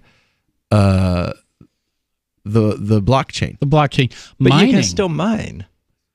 You need the full blockchain to mine. Well, to run the mining pool anyway. Yeah. But you don't need it to join a mining pool. No. You don't even need a wallet to join a mining pool. No, but you'd be silly not to have one. Yeah. But you've got those humongous mining farms out in China that they have to have that full node. So, well, speaking of mining, Bitmain, who we were just talking about getting rid of Jihan Wu and their other CEOs yesterday, Bitmain Technologies has decided that it's going to shelve its plans to create a mega Bitcoin mining facility in Rockdale, Texas. The news comes as the Bitcoin mining behemoth continues to downsize, both the scale of its operation as well as its number of staff. It was a $500 million crypto mining data center in Rockdale. Commenting on the news, Steve Young from the Milliam County Judge said, "I'm really disappointed because we advertised this. We waited for this and we wanted this. We had welcomed this. It was huge. We need some positive news here and need jobs here. We need a tax base here. And this was a step in that direction. Now, instead, well, Bitmain is downsizing. It's actually in the process of downsizing its operations all across the U.S. as prices tank. They bet on... Yeah, you can't support as many employees at $3,000 per Bitcoin as you can at $6,000 per Bitcoin. Or $20,000. Oh, yeah, and a lot of this stuff started when Bitcoin was at 17, 18, 19,000. Yeah, it's part of the market correction that, as I said last time, is going to continue. That's more right. Closures, more miners dropping out. We'll be back. The Free State Project has reached its goal of 20,000 liberty lovers who've pledged to move to New Hampshire and get active to achieve liberty in our lifetime. Perhaps you're trying to figure out what part of New Hampshire should be your destination. If so, consider Keene. You'll find more than 150 reasons to move to Keene at move.freekeene.com. Keene is famous for its historic, publicity-generating activism, as well as being the liberty media capital of the world. It's home to freekeene.com, New Hampshire's destination for liberty activism, news, and opinion. For years, we've been compiling over 150 reasons to move to Keene at move.freekeene.com, where you'll learn about some of what's happening here and what makes Keene a great place to live. If you love liberty, you'll probably enjoy anywhere you end up in the Shire. But do your due diligence first. Please visit move.freekeene.com for the full list of over 150 reasons to move to Keene. That's move.freekeene.com. How many lawyers does it take to change a light bulb? None. They'd rather keep their clients in the dark.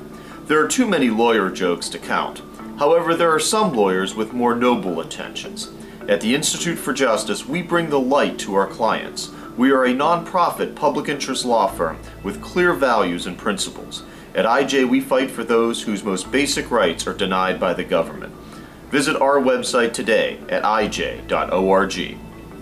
This is Michael Dean from the Freedom Fiends. I've run websites since 1996 and have used over a dozen web hosts in that time. AgristHosting.com is the only one that hasn't broken my heart. Agrist Hosting's uptime and service is stellar, and their DDoS mitigation is the best I've seen. That's important because if you tell the truth in this world, you'll ruffle feathers. And some people will try dirty tricks to silence your voice. No matter what the haters hit us with, Agrist Hosting keeps our websites online. If you have a mission-critical commercial presence or a world-changing activism site, you cannot tolerate any skullduggery. So go with agristhosting.com. Have a WordPress or blog site, but you're not satisfied with performance or uptime? Or just want raw hosting? Want to pay with Bitcoin?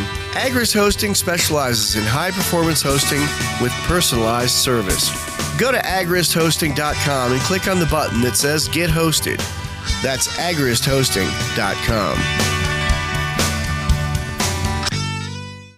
Some of you asked, and now we've delivered. LRN.FM's live Keene, New Hampshire studio shows are now streamed in HD on Twitch. Visit our channel at twitch.lrn.fm and give it a follow. If you have Amazon Prime, you get one free subscription on Twitch. If you use it on our channel, Twitch will give LRN.FM a monthly piece of your Prime subscription cost. So please watch, follow, share, and subscribe to twitch.lrn.fm. That's twitch.lrn.fm. We have some good news. The indictments against Ross Ulbricht in the District of Maryland were dismissed with prejudice, meaning they can never be refiled. This is especially good because those indictments contain the only charge ever made that Ross engaged in murder for hire. This was a serious allegation that Ross Ulbricht denies. It was never prosecuted or ruled on by a jury, but was trumpeted by the federal government and the media as if it were proven fact. The Maryland court held these indictments for almost 5 years, poisoning Ross's case and leaving him under a cloud of unproven allegations. As explained in Ross's appeal to the Supreme Court, the fact that the judge used these allegations to give Ross a draconian sentence of double life without parole violated his Sixth Amendment right to a jury trial. Judges are required to issue sentences based on convictions decided by a jury, not unproven allegations never even charged at trial. Although this is a positive development, the dropped indictment will not set Ross free. Now, a presidential pardon is Ross's only hope of freedom. Sign the petition at freeross.org. freeross.org. Do you love Twitter? Make sure you favorite the LRN.FM Twitter account so you can receive our tweets at twitter.lrn.fm. That's twitter.lrn.fm. You are listening to the Call to Freedom live on LRN.fm. تستمعون إلى نداء للحرية مباشرة على LRN.fm.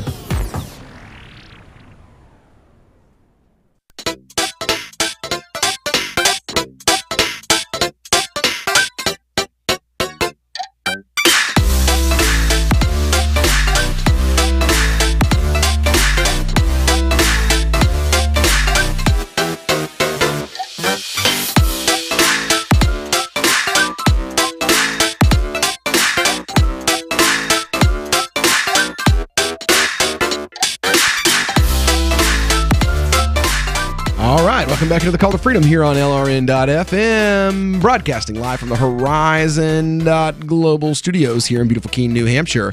And that's the Crypto Hour. We've been talking about China saying you can't have a node. Basically, you can't download the blockchain if you well, of course don't not. register with them. I mean, they want to tie their social credit system to their state cryptocurrency that they're making, which we talked about as well. Mm-hmm. Where if you make the government too angry, then you can't go grocery shopping. Well, they can't control that if you have other cryptocurrencies that you've gotten without their permission. Oh, you mean like every religious text on the face of the earth says will happen at some point in time? That the government will just be like, oh, we control whether your money works or not and whether or not you eat or get water now. Yeah, there's your mark of the beast right there. For real, we were talking about the super state, not even as like the mark of the beast, but just how in the 60s they were talking about the super state and how it could exist, and that technology was right on the verge of creating the ability for 24-hour a day, 7-day a week surveillance, which exists now. We all live under it. Oh yeah, we're all being surveilled at all times, and we know that thanks to the work of Edward Snowden. Yeah, exactly. I mean, we know it for a fact. Exactly. We knew it before. Yeah. Everybody in this room already knew it. And we were telling all of our friends about it, and they were going, yep, put another tinfoil hat on. Yeah, Edward Snowden did not tell me much that I didn't already know. I mean, a few details, but the general outline of things, yeah, this was not a surprise. Not even a little bit. Now, let's see here. Oh, well, how about this? We'll do a little bit of good news. I have Xbox Live at home. That's what I use. And literally the only reason I have Xbox Live is the 4 free games a month. Like literally the only reason to do this is you get like 2 Xbox One games and 2 Xbox 360 games for free that you can download every month. And that's how I get like my Magic the Gathering and stuff like that. Those kind of games. Well, I love more free stuff. Who doesn't? I mean, it's why the Democrats win elections. So, people love free stuff. A new Xbox Live update is available right now to Xbox One gamers.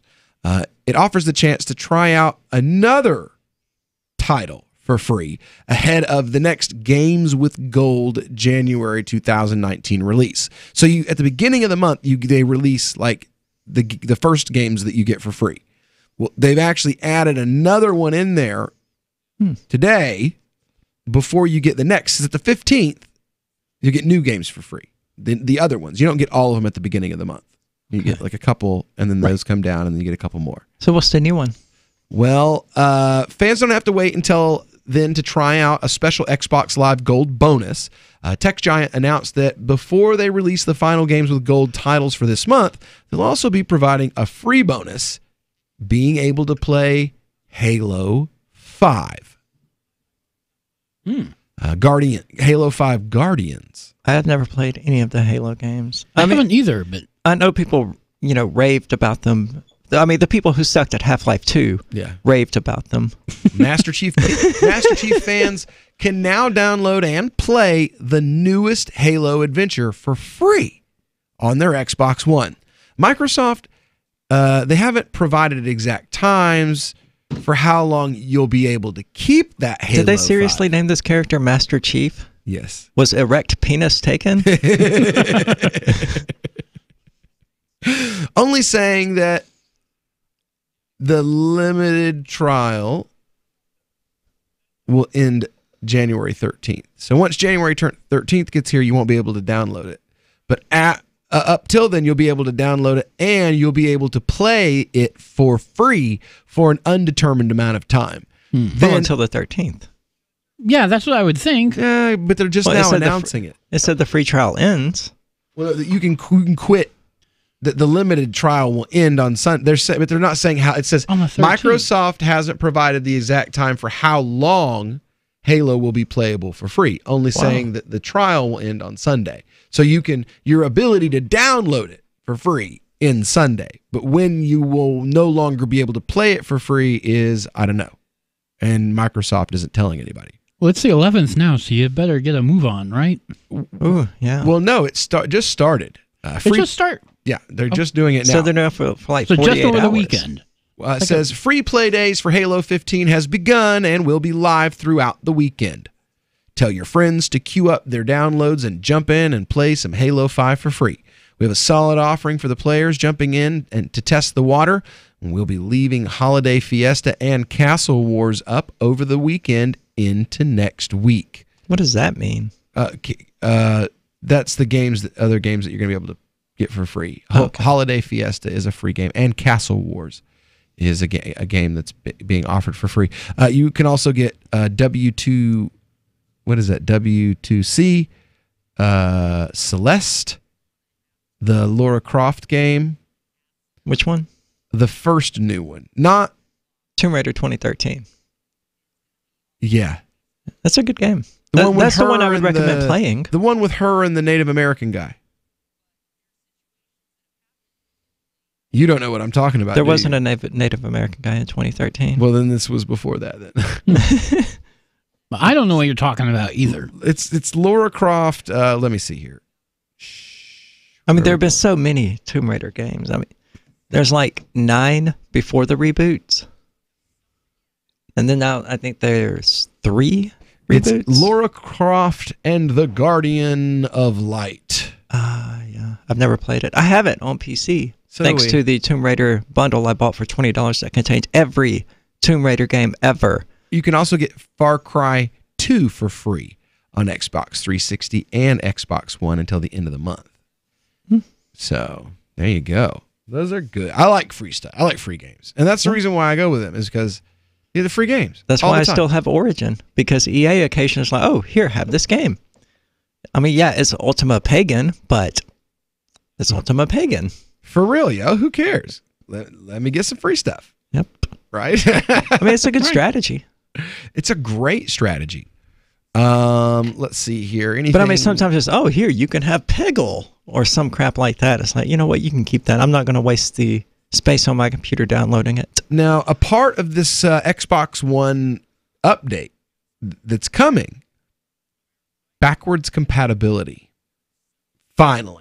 For more than a handful of games. They can do that with software? Yeah. I mean, it's not a hardware issue. It's just that they couldn't be bothered to code it properly the first time. Right. The Xbox One backwards compatible games list has been given a new update for 2019. 3 Xbox 360 classics have been given the backwards compatibility treatment, which is good news if you own an Xbox One. According to Major Nelson, this includes one of the biggest Xbox 360 games ever made, Battle Stations Pacific, Fuel, and Rayman Raving Rabbids are coming to the Xbox One backwards compatibility list today.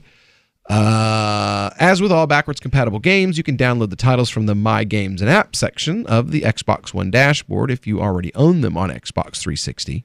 Likewise, you can install the games by inserting the 360 disc on your Xbox One or purchasing for yourself them from the game store. I mean, good on them. I don't understand why it wasn't possible in the first place. I mean, that's one of the main benefits of being a PC gamer, I guess, is it doesn't really matter if a game released on Windows 7 or Windows Vista. Right. Is you backwards can mostly compatible. still play it. Yeah. Well, maybe it's so that they could do this every few months and be like, hey, yeah, we're awesome. Like, well, it's better than how Nintendo is handling it these days. Come buy the Xbox 360 games that you used to play and play them on your Xbox One. Give us more money. There are basically 2 types of advertising, direct response and branding. Radio's great for direct response with its low cost to listener ratio, but audio can't be beat for branding, which is a longer term endeavor. You want to be the first thing that someone thinks of when they think about your product or service. If you have a local business that you want kept top of mind in your community, call the station. If you need national reach, Free Talk Live's got around 200 radio stations, millions of monthly listening sessions, can suit all budgets, and if we don't think we're right for you, we'll tell you. Email me, mark@freetalklive.com.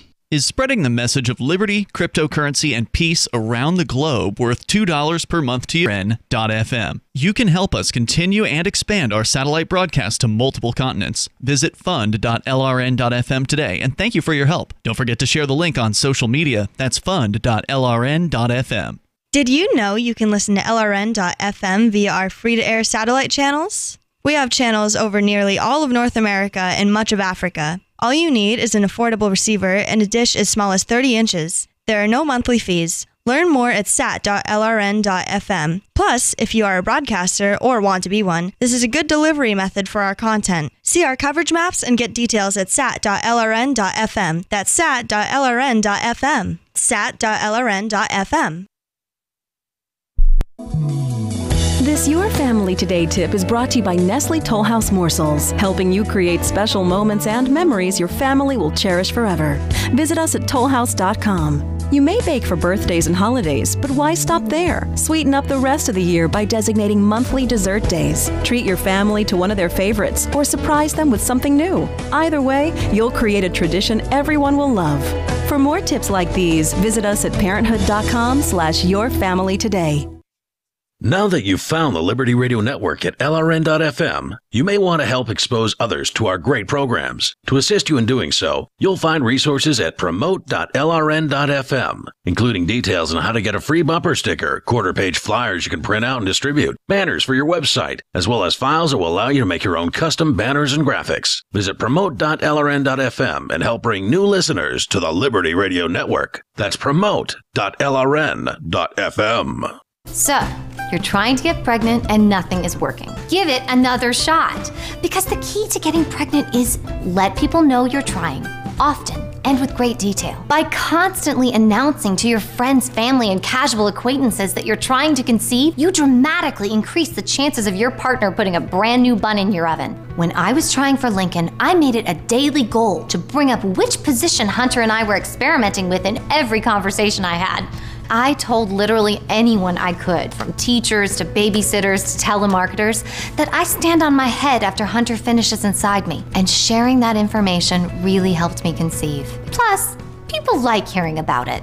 There's nothing to be ashamed of or hide. What your husband's unprotected penis feels like as he thrusts. How you'll whisper possible baby names in his ear as he ejaculates. These are perfectly natural things to bring up at an office party or to announce at the beginning of a flight. This is the Onion News Network. You can put the Liberty Radio Network on the air in your area. Visit broadcast.lrn.fm to learn how. Broadcast.lrn.fm. This is Angel Clark, and you're listening to The Call to Freedom on LRN.FM.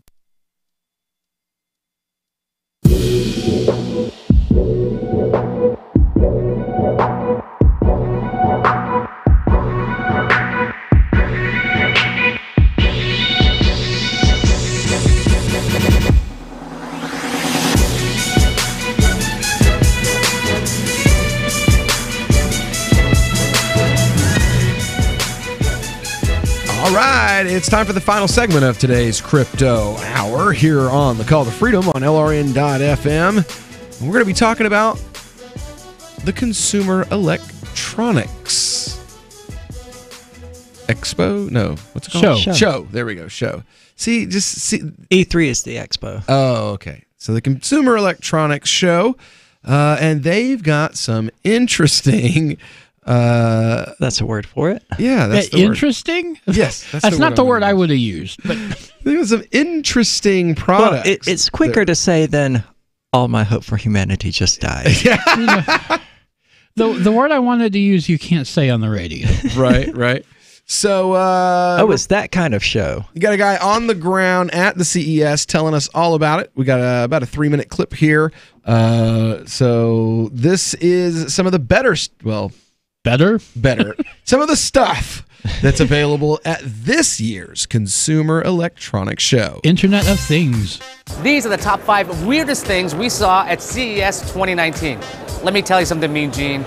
It was super hard. Making this list only 5 and ranking them, super difficult. Let's get to it.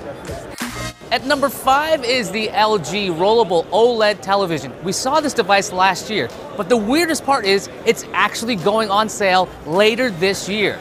LG says it's rolled up the device 50,000 times without breaking. The price is still unknown, but I bet it's going to be pricey. At number 4 is the Bread Bot. Now this thing is designed for grocery stores and retailers. Those places can then use the machine to make lots and lots of bread. It's fully automated and handles all the mixing and baking. Oh, did I mention that when the bread is ready, that customers can purchase the bread from the machine? It could cost around $100,000 over a 5-year lease. At number 3 is the Monit Smart Diaper Sensor. It's a Bluetooth device that you attach to a diaper that can let you know when your baby's gone number 1 or 2. For real, that's what it does. When So your does baby the does have a smell. movement, Now we're you getting get a weird. notification. It definitely seems like a very strange idea. Most parents know there's a certain smell involved for some diaper stuff, but if your kid's in a car seat or a stroller, the Monit sensor could be of use. At number 2 where are you gonna is plug it the in at? Bell Nexus Hybrid Electric Air Battery Taxi. operated. All those words together put a big gotta smile on charge my it. face because that's crazy. Look This at- was just a concept for now, so look we at that didn't thing. get to see it fly. The rotors tilt. When tilted down, it'll be used to get this thing off the ground. Once that happens, the fans will tilt for forward flight. Bell has built tilting rotors before for the V-22 Osprey military craft.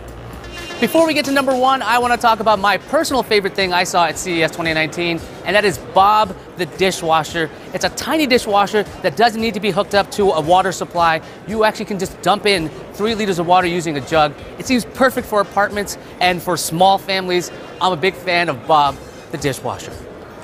And the number 1 weirdest thing at CES 2019 has to be the Hyundai Elevate walking car concept.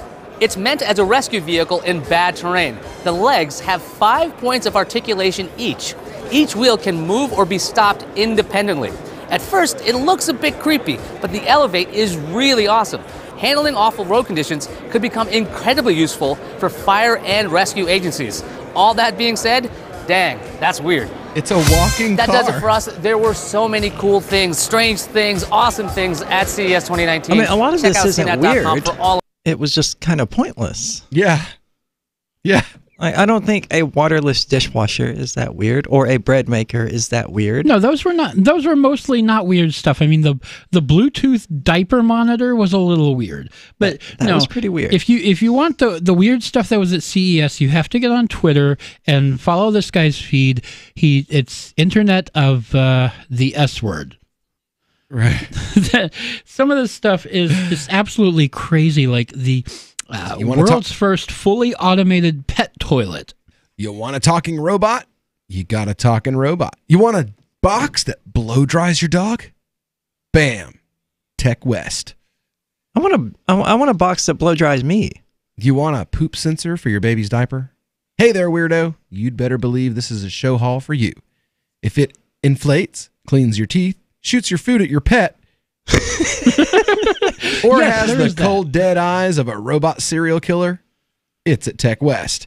These are the offbeat brands interested in tech players, and downstairs in the startup-focused hall known as Eureka Park, the company's often run by 1 or 2 people who've sunk everything they have into pursuing one technological dream. Plenty of gimmicks, but beyond the vaporware... Right. But beyond the vaporware, there's a seam of gold. This is the show hall that gives us the tech devices that we're most likely to really connect with over the year ahead. The devices that could become integral to our everyday lives. One of the biggest highlights of Tech West in the area devoted to wearables, fitness tech, and perhaps most seriously health tech. The world of biotech has sprinted way past step tracking and calorie counting in recent years. Tech West is where you'll find devices that could become the second doctor in your home, like Withings BPM Core, which puts a digital stethoscope in its home blood pressure cuff, meaning you can take electrocardiograms, EKGs, and ECGs, and get real-time monitoring of your heartbeat and analyze that for heart conditions sitting on your couch. Huh. The brand new 8K TV roll-up OLED, like the glorious panels on shows the Las Vegas Convention Center, might make your Netflix look really, really cool. But could There's save your nothing life. filmed in 8K right now. For real? No. I think there's maybe one show that might be filmed in 8K, but I'd have to double check on it. But no, I don't. There's no 8K content. Says while there will always be a place for your healthcare professional, health techs demonstrating the information that was once out of reach for most of us. In the very near future, you could live chat to your doctor while you do your own ultrasound at home. That's a future that was seen at Tech West. It's also the home of Smart Home, the smart home, quote, mecca. yes, you'll Yeah, because who doesn't want to get home from work to find that their house has been hit with ransomware? You'll get plenty of... that's going to be fun. It is. It's going to be really... And your vehicle? Can you imagine driving down the road and Your just fridge. hearing over your radio, oh, by the way, we ransomed your car and we're going to, steer you into a tree in 5 miles if you don't send us a Bitcoin. I mean, that's what's going to happen. Yeah, and that's been done. They've taken over cars remotely. Yeah, it takes them about 5 minutes. Yep. Says, now you're going to see plenty of brushed stainless steel appliances in the LVCC, all laid out to look like a home that you would never be able to keep tidy. But I don't want House Beautiful 2.0.1. I want Back to the Future 2. I want weird, wacky concepts that spark my imagination and show me how to be cooking in 10, 20, or 30 years' time. I want a Hydrate Level 4, please machine that will rehydrate my pizza or cook my food using the power of the sun. And downstairs at Tech West and Eureka Park, oh, my sweet summer child, this is the place that those dreams are made of. Tea, Earl Grey, hot. Right. This is the future that we were promised in movies. The world of robot beer butlers, coffee machine alarm clocks, AR motorcycle helmets with built-in heads-up displays, or of safety smart vests that inflate when you fall over. Walking through Tech West is like walking through an old-timey bazaar with Wi-Fi, where sellers spruik their wares, where the art of the demonstration is key to convincing the customer. If the LVCC shows off big brands who have honed their products to perfection, Tech West is the home of brilliant ideas, ridiculous concepts that just might work. And if you care about tech, that's really the exciting thing to see. Is that why that kid is falling off the bicycle? Because his helmet has a heads-up display? No. To demonstrate his inflatable vest or whatever. Yeah, but it doesn't actually... Did it inflate before she hit the ground? Did it? It looks like she just... Yeah, it looks like she landed on the ground and then rolled over onto the inflatable vest. So it didn't help her from breaking her hip when she hit the ground. It just made, It gave her a nice bed to lay in after she breaks her hip. Yes, exactly. Well, that could be helpful too. Something for the paramedics to carry her off with. All right, well, this is a Friday version of the Crypto Hour in the bag. When we get back here, we've got lots of stories to cover for you. Mom investigated for child labor for having children do chores. The left is trying very hard to shut up Ocasio-Cortez. And you know what? Your grandmother, your aunt, or your over 65 uncle, turns out they share 90% of the fake news on the internet. But most of us already knew that anyway. We'll be back with that and a whole lot more right after this. Since time began, tyrants have taken aim at personal liberties. Now there's a movie that aims back. The government has no more right to tell us what to put in our bodies than they have to take our guns or tell us what books we can read. 6 drug police were eaten by bears while raiding a marijuana farm. On your knees, you dirty hippies! Jesus. On your knees! What's the problem, officer? Today, many cops who enforce pot laws do so only because it provides them with cushy jobs, good benefits, and a chance to push people around. I was an undercover narcotics officer. The drug war is nothing but a farce. The Second Amendment says you gotta keep you and your gat intact. Guns and Weed, The Road to Freedom. A film by Michael W. Dean and Nima Vadadi. DVD available now at gunsandweed.com or on Amazon. That's gunsandweed.com. Makes the perfect gift. Remember, that's gunsandweed.com. LRN.FM is proud to announce our official listening apps for Android and iOS devices. Now you can easily tune into our streams anywhere, anytime on your smartphone or tablet. Just visit apps.lrn.fm or search for LRN.FM in the Android or Apple app stores. Please download, rate us 5 stars, then share the link on your social media and let your friends and family know how you're listening to LRN.FM. Download it now, free at apps.lrn.fm. What do you shop for that you could otherwise buy at Amazon? Pretty much everything, right? Amazon has competitive pricing and they deliver, and that's a big plus. If you could plan ahead in your shopping, would you be interested in saving up to 33%? There's a catch. You have to do your shopping in Bitcoin. But imagine those savings. It's like a huge raise. All you have to do is go to saveitpurse.com. We've saved thousands, and you can too. Plan ahead and save. Saveitpurse.com. More of the Call to Freedom is coming up next, live after the news on the Liberty Radio Network at LRN.FM. From Keene in the Shire, the Liberty Media capital of the world, this is Darrell W. Perry, host of FPP Radio News for Friday, January 11th, 2019. Silver is trading at $15.69 per ounce. Gold is valued at $1,293 per ounce. Smart cash is trading at 1.28 cents, and the average price of Bitcoin is $3,651.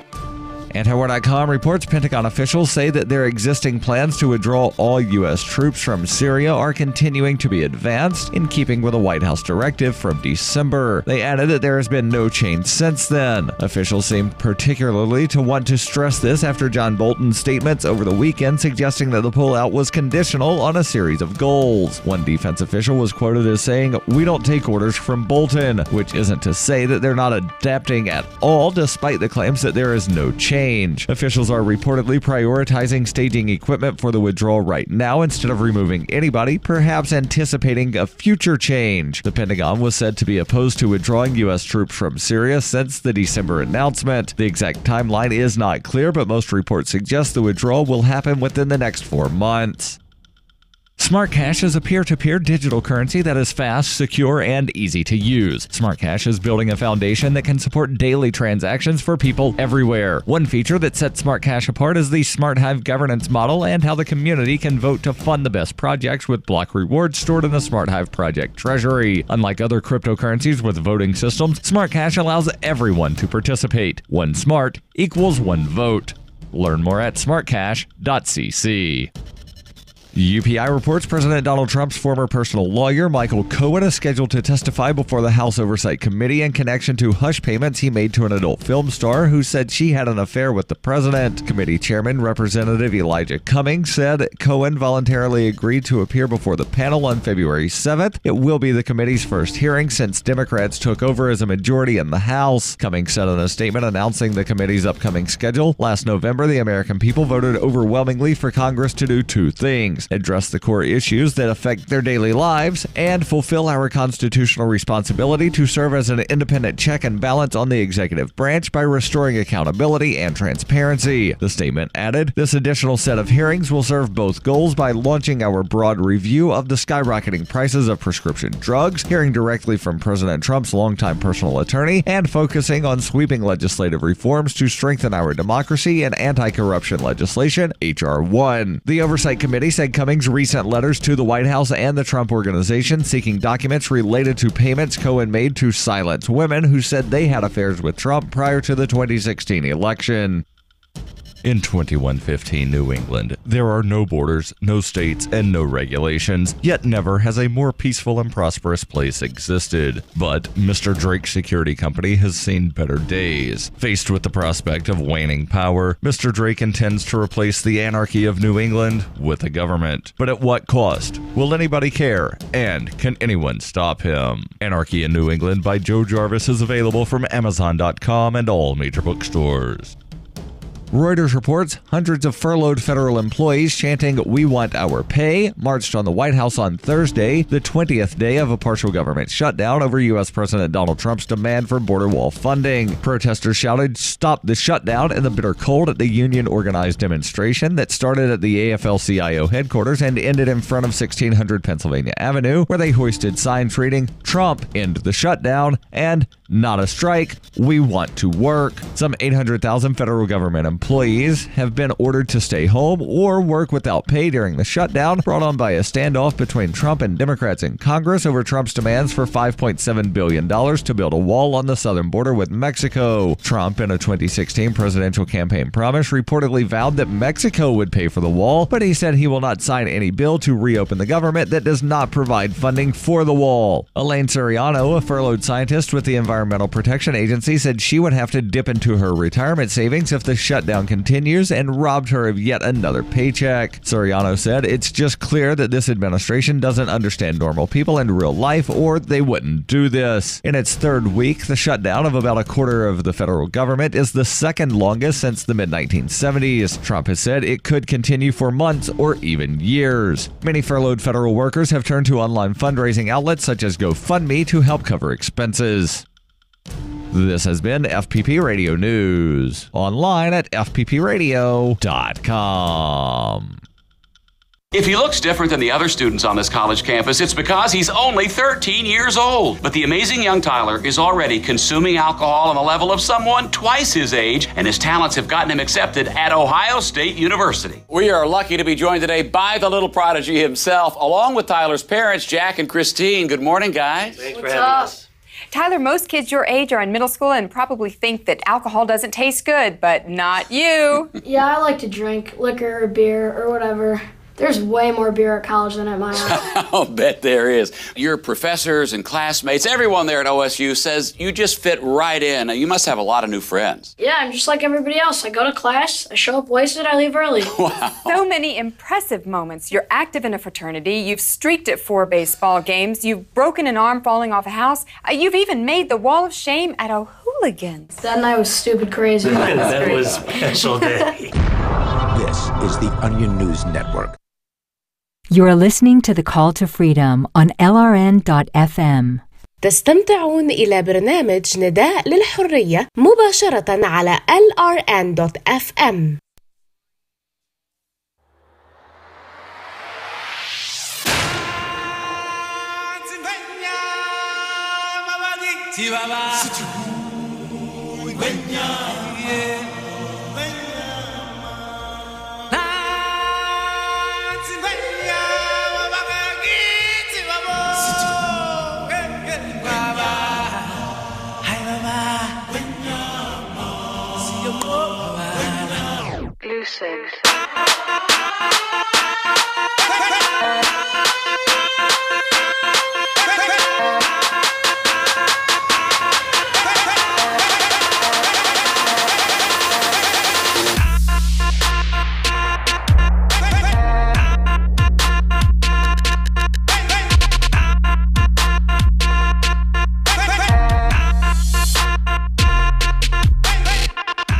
All right, welcome back into the Call to Freedom here on LRN.FM. It's our Friday afternoon edition. It's the last hour of this week's broadcast, and we're coming to you live from our Horizon.global studios here in beautiful Keene, New Hampshire. You know, a fun fact, you know what he says there, right?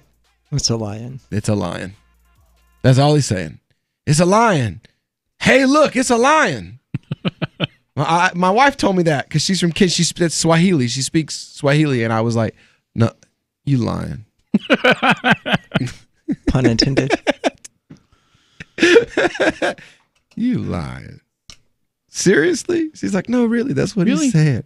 I thought it was hilarious when I was 10 and I first saw the movie. I was like, "Why the hell is he just hollering? It's a lion." I didn't even understand. I was like, we didn't either. Oh, goodness gracious. So we'll go with this one. All right. So lead story tonight for the third hour. This is just hilarious to me. It kind of shows the whole, like, you remember the kid that, like, a couple years ago, they tried to arrest these kids for snow shoveling. They were like knocking on doors and shoveling people's walkways for money. Right. Without a license. Without a license, and almost got themselves arrested. Or last summer, they arrested a black kid for going door to door with a lawnmower, with a push mower. And it was such egg on the face of the police department that they bought the kid a brand new lawnmower to do his work with. That they all chipped in together and bought him a new mower. You know, like this 12-year-old. After they were like, oh, we can't arrest 12-year-old black kids for trying to mow people's lawns. That's one of those things that, you know, I mean, good on them for, I guess, making it good by buying him a new lawnmower, but that's really the kind of thing they should have known. For real. Like, no one should have had to tell them that. You shouldn't, that little kid shouldn't have a brand new lawnmower because you should never have bothered him to start with. Yeah. I mean, or the story of They called him the best dressed shoe shine man in San Diego. And in San Francisco. And what he did was he was your average homeless, drunk bum.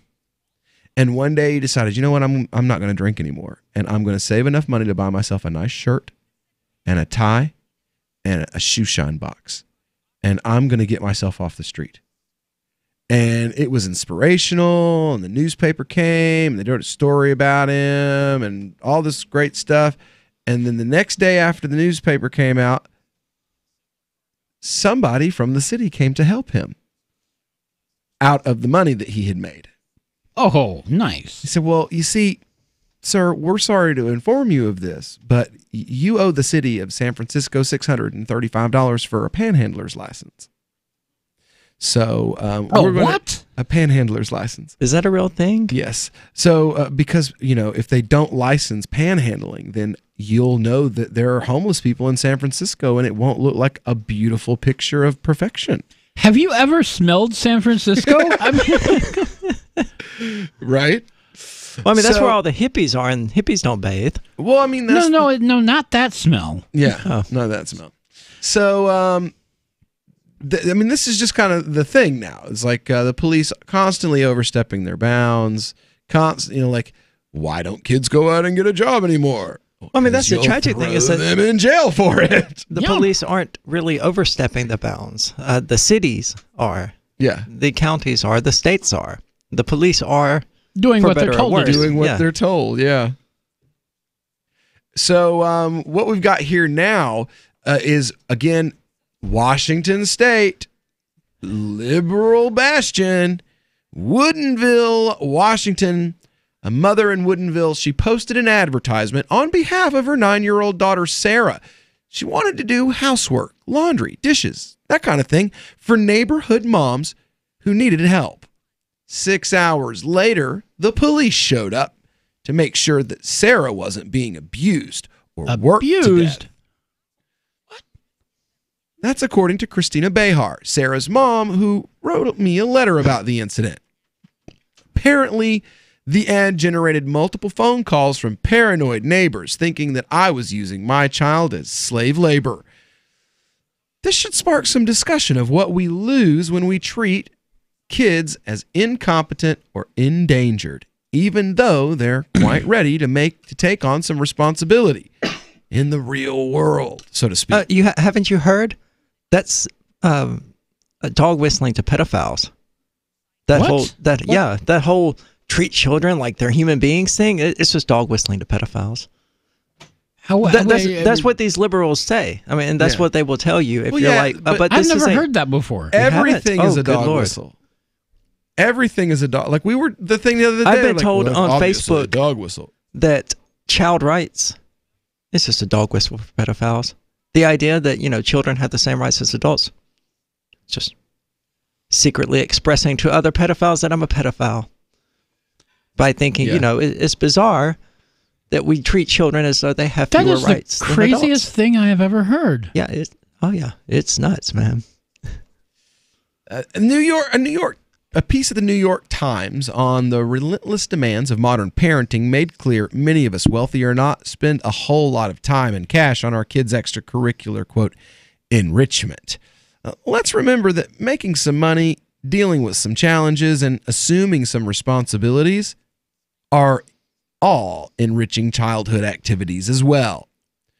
Here's Behar's letter in full. Dear Lenore, my husband and I have 3 kids. 9, 7, and 5. I literally have that same number in my own home.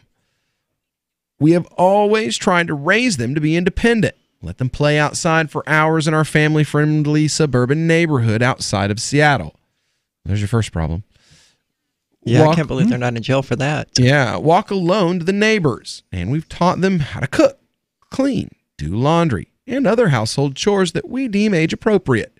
Inspired by your book, Free Range Kids, I posted an ad on our neighborhood website advertising my daughter as a mother's helper.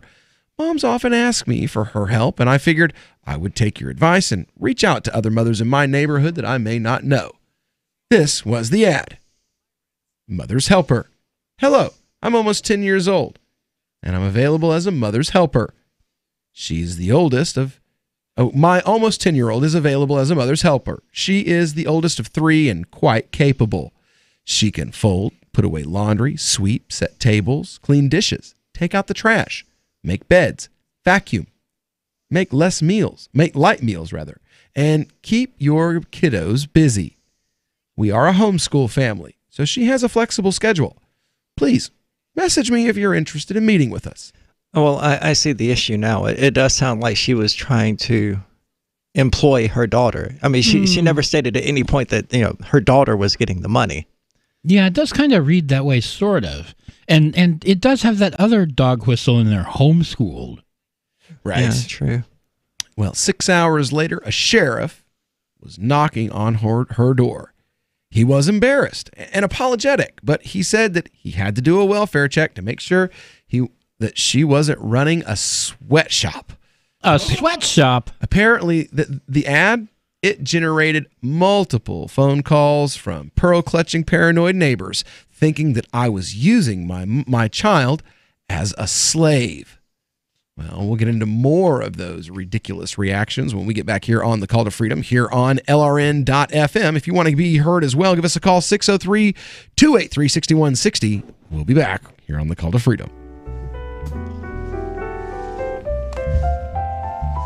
Looking for a great real estate investment? Consider New Hampshire, which is ground zero for the Liberty Movement. Your first call should be to Mark Worden from Porcupine Real Estate. He's more than just a real estate agent. He's your New Hampshire concierge. Where are the best places to live? Do you want farm, city, the burbs, or forest? Do you want a duplex or multifamily building so that renters pay your mortgage? There are homes in all price ranges in New Hampshire, and Mark can help with financing too. Invest in liberty and property. Mark Worden can help.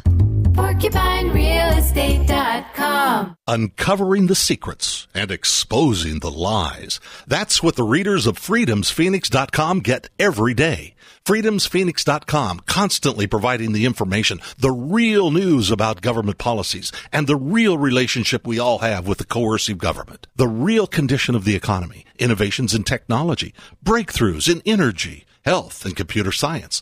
Learn the truth well before it's admitted to in the lamestream media. The corporate media, nothing more than distributors of government propaganda, but now there's an alternative. FreedomsPhoenix.com. Constant news updates on the issues that affect your life in the most important ways. With liberty and property under constant attack, FreedomsPhoenix.com provides the understanding behind the propaganda, and it encourages the participation of its readers. Go to FreedomsPhoenix.com. That's freedoms with an S, Phoenix.com. FreedomsPhoenix.com. The revolution between the ears has already happened. There are lots of ways to listen to Free Talk Live. Our podcast has been around since podcasts began, and now the FTL feed is loaded with content besides our full show archives. Did you know that we make it easy for you to customize your podcast subscriptions? We have different feeds, one that includes only our full shows, one with just the Daily Digest, and one with just the Edgington Post. You decide what you listen to. It's quick and easy to customize your feeds at feeds.freetalklive.com. That's feeds.freetalklive.com. Are you tired of governments murdering people around the world? Stop using their money. There is an alternative. Bitcoin is a stateless, free market, non-political currency. Bitcoin cannot be inflated or controlled by any government. By using their money, you are helping the state. Stop doing it. You have an incredible alternative available now. Learn it, use it, spread it. Get started with Bitcoin at bitcoin.com. That's bitcoin.com. LRN.FM now has a Discord. Discord is a free text and voice chat platform, and we now have our own server with a bunch of channels at discord.lrn.fm. You can join other listeners as they chat about various things during our live shows, or anytime, day or night. Discord software is available cross-platform, so you can have it on whatever device you want and take your chats anywhere. Join our Discord at discord.lrn.fm. That's discord.lrn.fm. Why did you move to the Shire? I moved here to the Shire because there's other people around who take liberty just as seriously as I do. I moved to the Shire because I saw videos of people challenging authority and thought that I could get support myself. It called to me, like, do this, right now. I wanted to be around people like me who got it, and once I got here, I knew there was nowhere else that I wanted to be. I've always wanted to change the world. So I moved to the Shire to join people who were actually working towards doing the same thing. The people here are awesome, loving, and positive. It was for the adventure and for the feeling of something important is happening here. And I just wanted to come to sort of be part of that. Visit ShireSociety.com to read and sign the Shire Society Declaration and learn the reasons why, if you love liberty, you should immigrate to the Shire. Plus, connect with others via the forum at ShireSociety.com. That's ShireSociety.com. Help get LRN.FM into more ears. Visit promote.lrn.fm for a free bumper sticker, flyers, banners, graphics, and more. Promote.lrn.fm. You are listening to the Call to Freedom on LRN.FM. आप सुन रहे हैं स्वतंत्रता की पुकार सिर्फ और सिर्फ LRN.FM पे।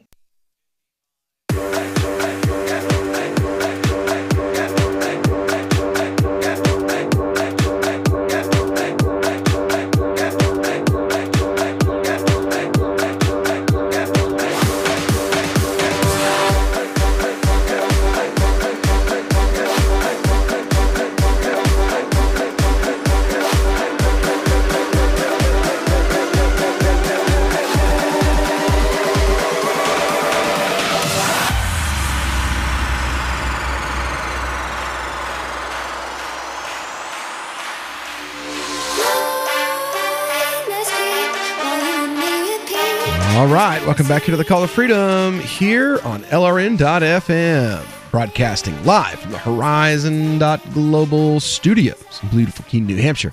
And we're talking about, well, you know, if you want to let your kid do a little bit of work in the neighborhood, like you can't let 13-year-olds babysit anymore. Like, that's like child abuse now. What? What is happening to this country? What is happening to this country? Every generation treats their children more and more like they need to be wrapped in cellophane before they do anything. Or is this just more helicopter parenting then? I mean, there's a reason why we take our kids to the hospital, one kid every couple of months. This is because we let them be kids. And my wife, when they get hurt, is a hypochondriac. And she sees it and goes, "Oh my God, they're going to die." And I'm like, no, they're not going to die. But we'll check. But that's because we've literally had two of them almost die. Well, but from I mean, I know that's not funny, but it's from fevers though, not from stupid things that they've fallen. Well, the oldest one, Shuaib, when he was 3, he was jumping on the couch, and I said, "Man, you better get off of that couch before you fall and break something." And as soon as I said that, he turned like he was going to get off the couch, but he went more of a turn than he thought he would. And he was still jumping. And when he put his foot down, his foot wasn't on the couch. One foot was on the couch and the other one wasn't. Oops. And over he went. And we had like a TV table that we kept there for my mom.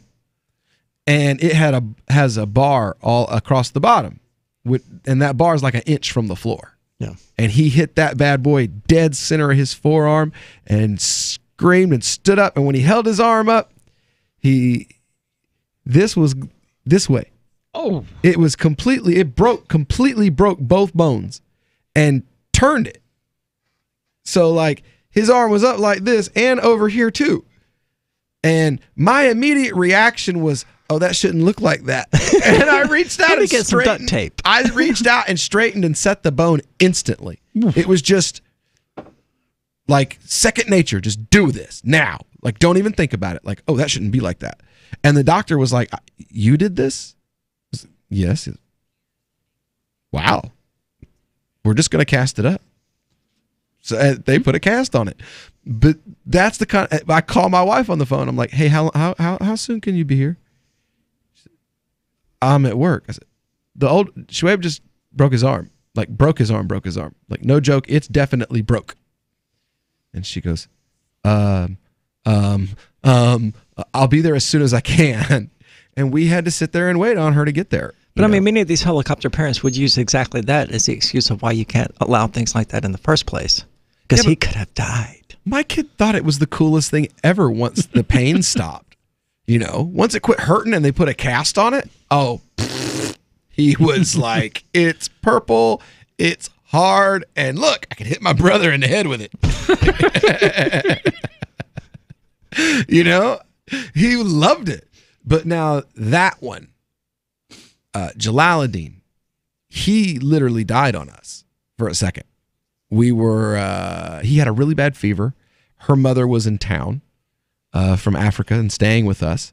There was like all this conflict swirling around in the air, and she had taken him to the pediatrician, and she left the pediatrician and got to Walmart and went in to fill the prescription. And I showed up at the Walmart to get him so that she could take her mom out shopping and do the stuff that her mom wanted to do, and I could take him home because he was sick.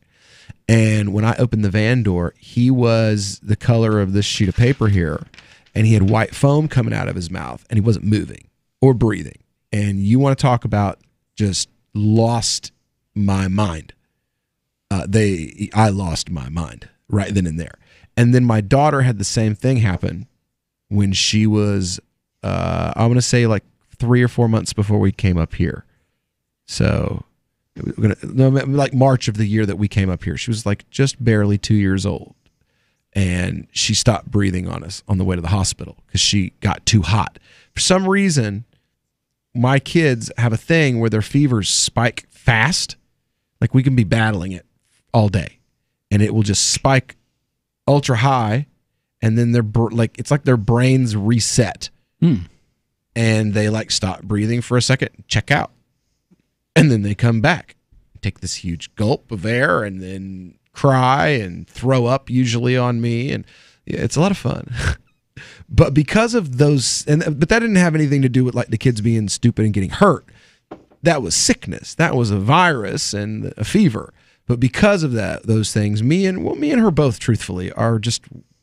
But we're not helicopters. But if they do get hurt, you know, you might want to have them looked at. Yeah.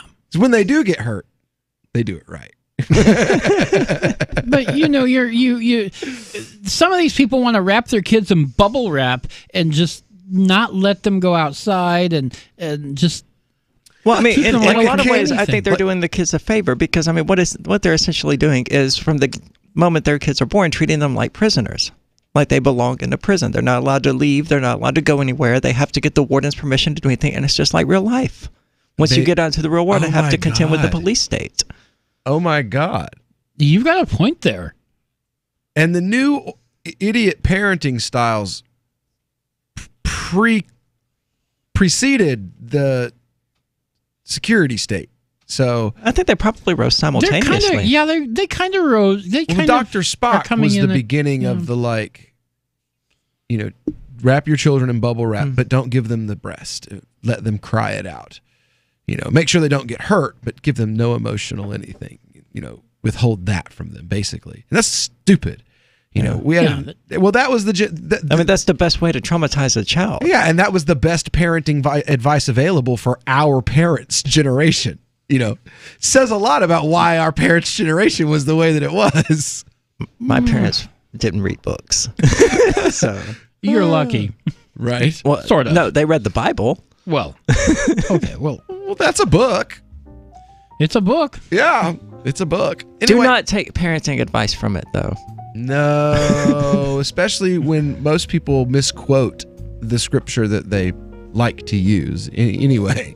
Yeah. Oh, yeah, take it out of context. Well, no, there is nothing in the Bible that says spare the rod and spoil the child. No, that's an American anachronism, isn't it? Not an anachronism, but... Well, the Bible says he who spares the rod hates his child. That's what the Bible actually says. Spare the rod, spoil the child is an American anachronism of that Bible verse. It's a simplification of it. But yeah, if you can't even quote the damn scripture correctly, maybe you shouldn't be using it as your parent guide or your anything guide. You know, maybe learn how to quote the book properly before you start using it or saying that you're going to base your lifestyle on it.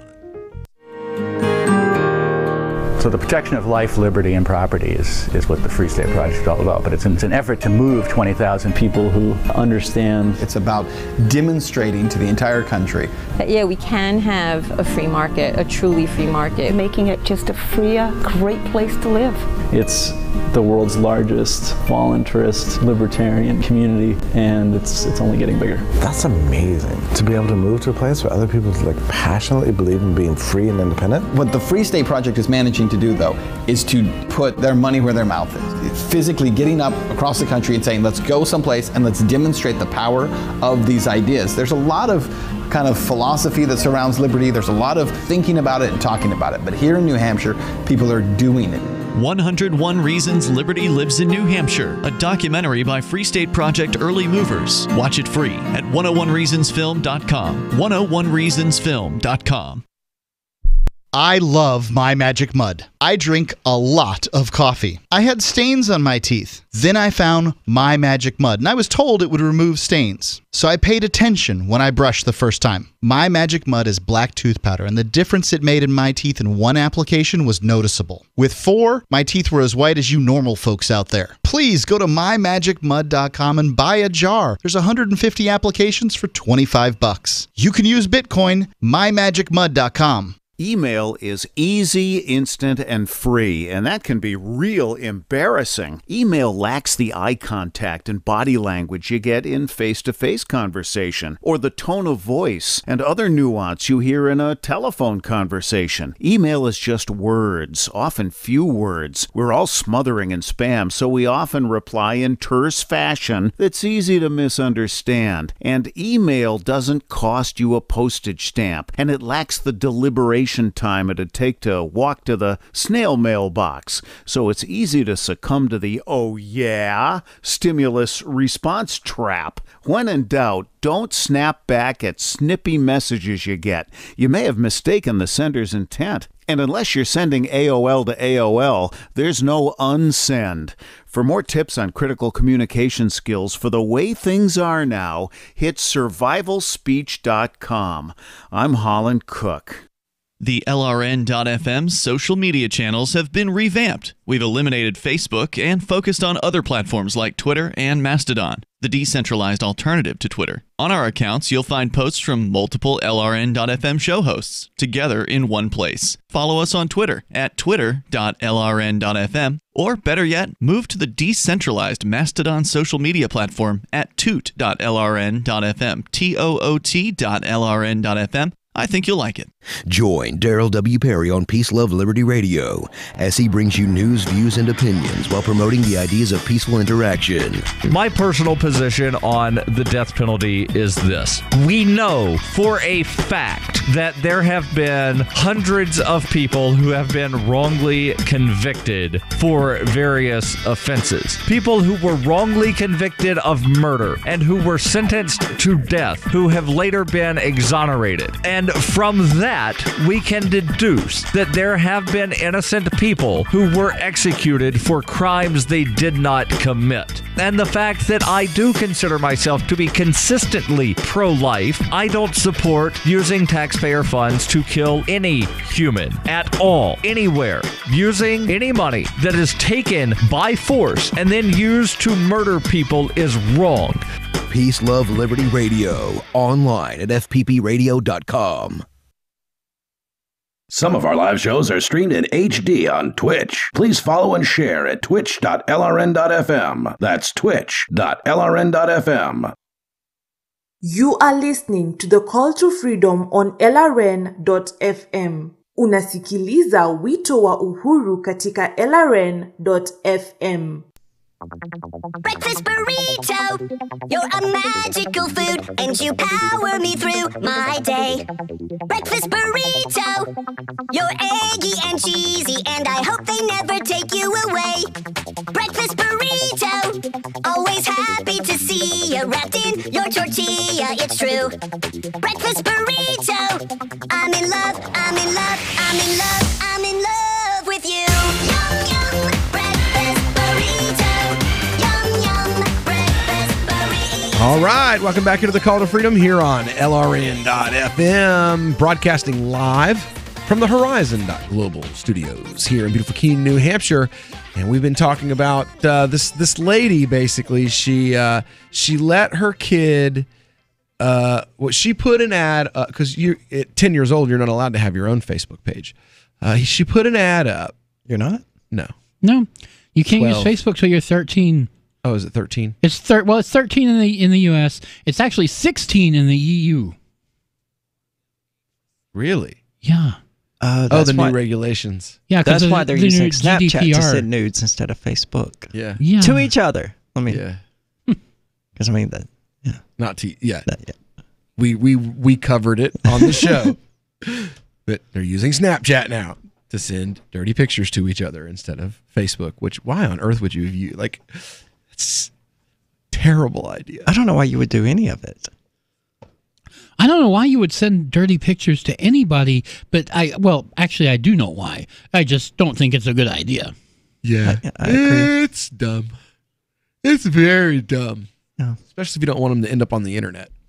I mean, when I was in high school, we had a girl who did that. She took pictures of herself and gave them to her boyfriend. Like 3 days later, there were stacks of them in every boy's bathroom throughout the high school. Yep. Well, says here that basically the cops came by, that there were lots of paranoid parents who flipped out because, that's what we do today.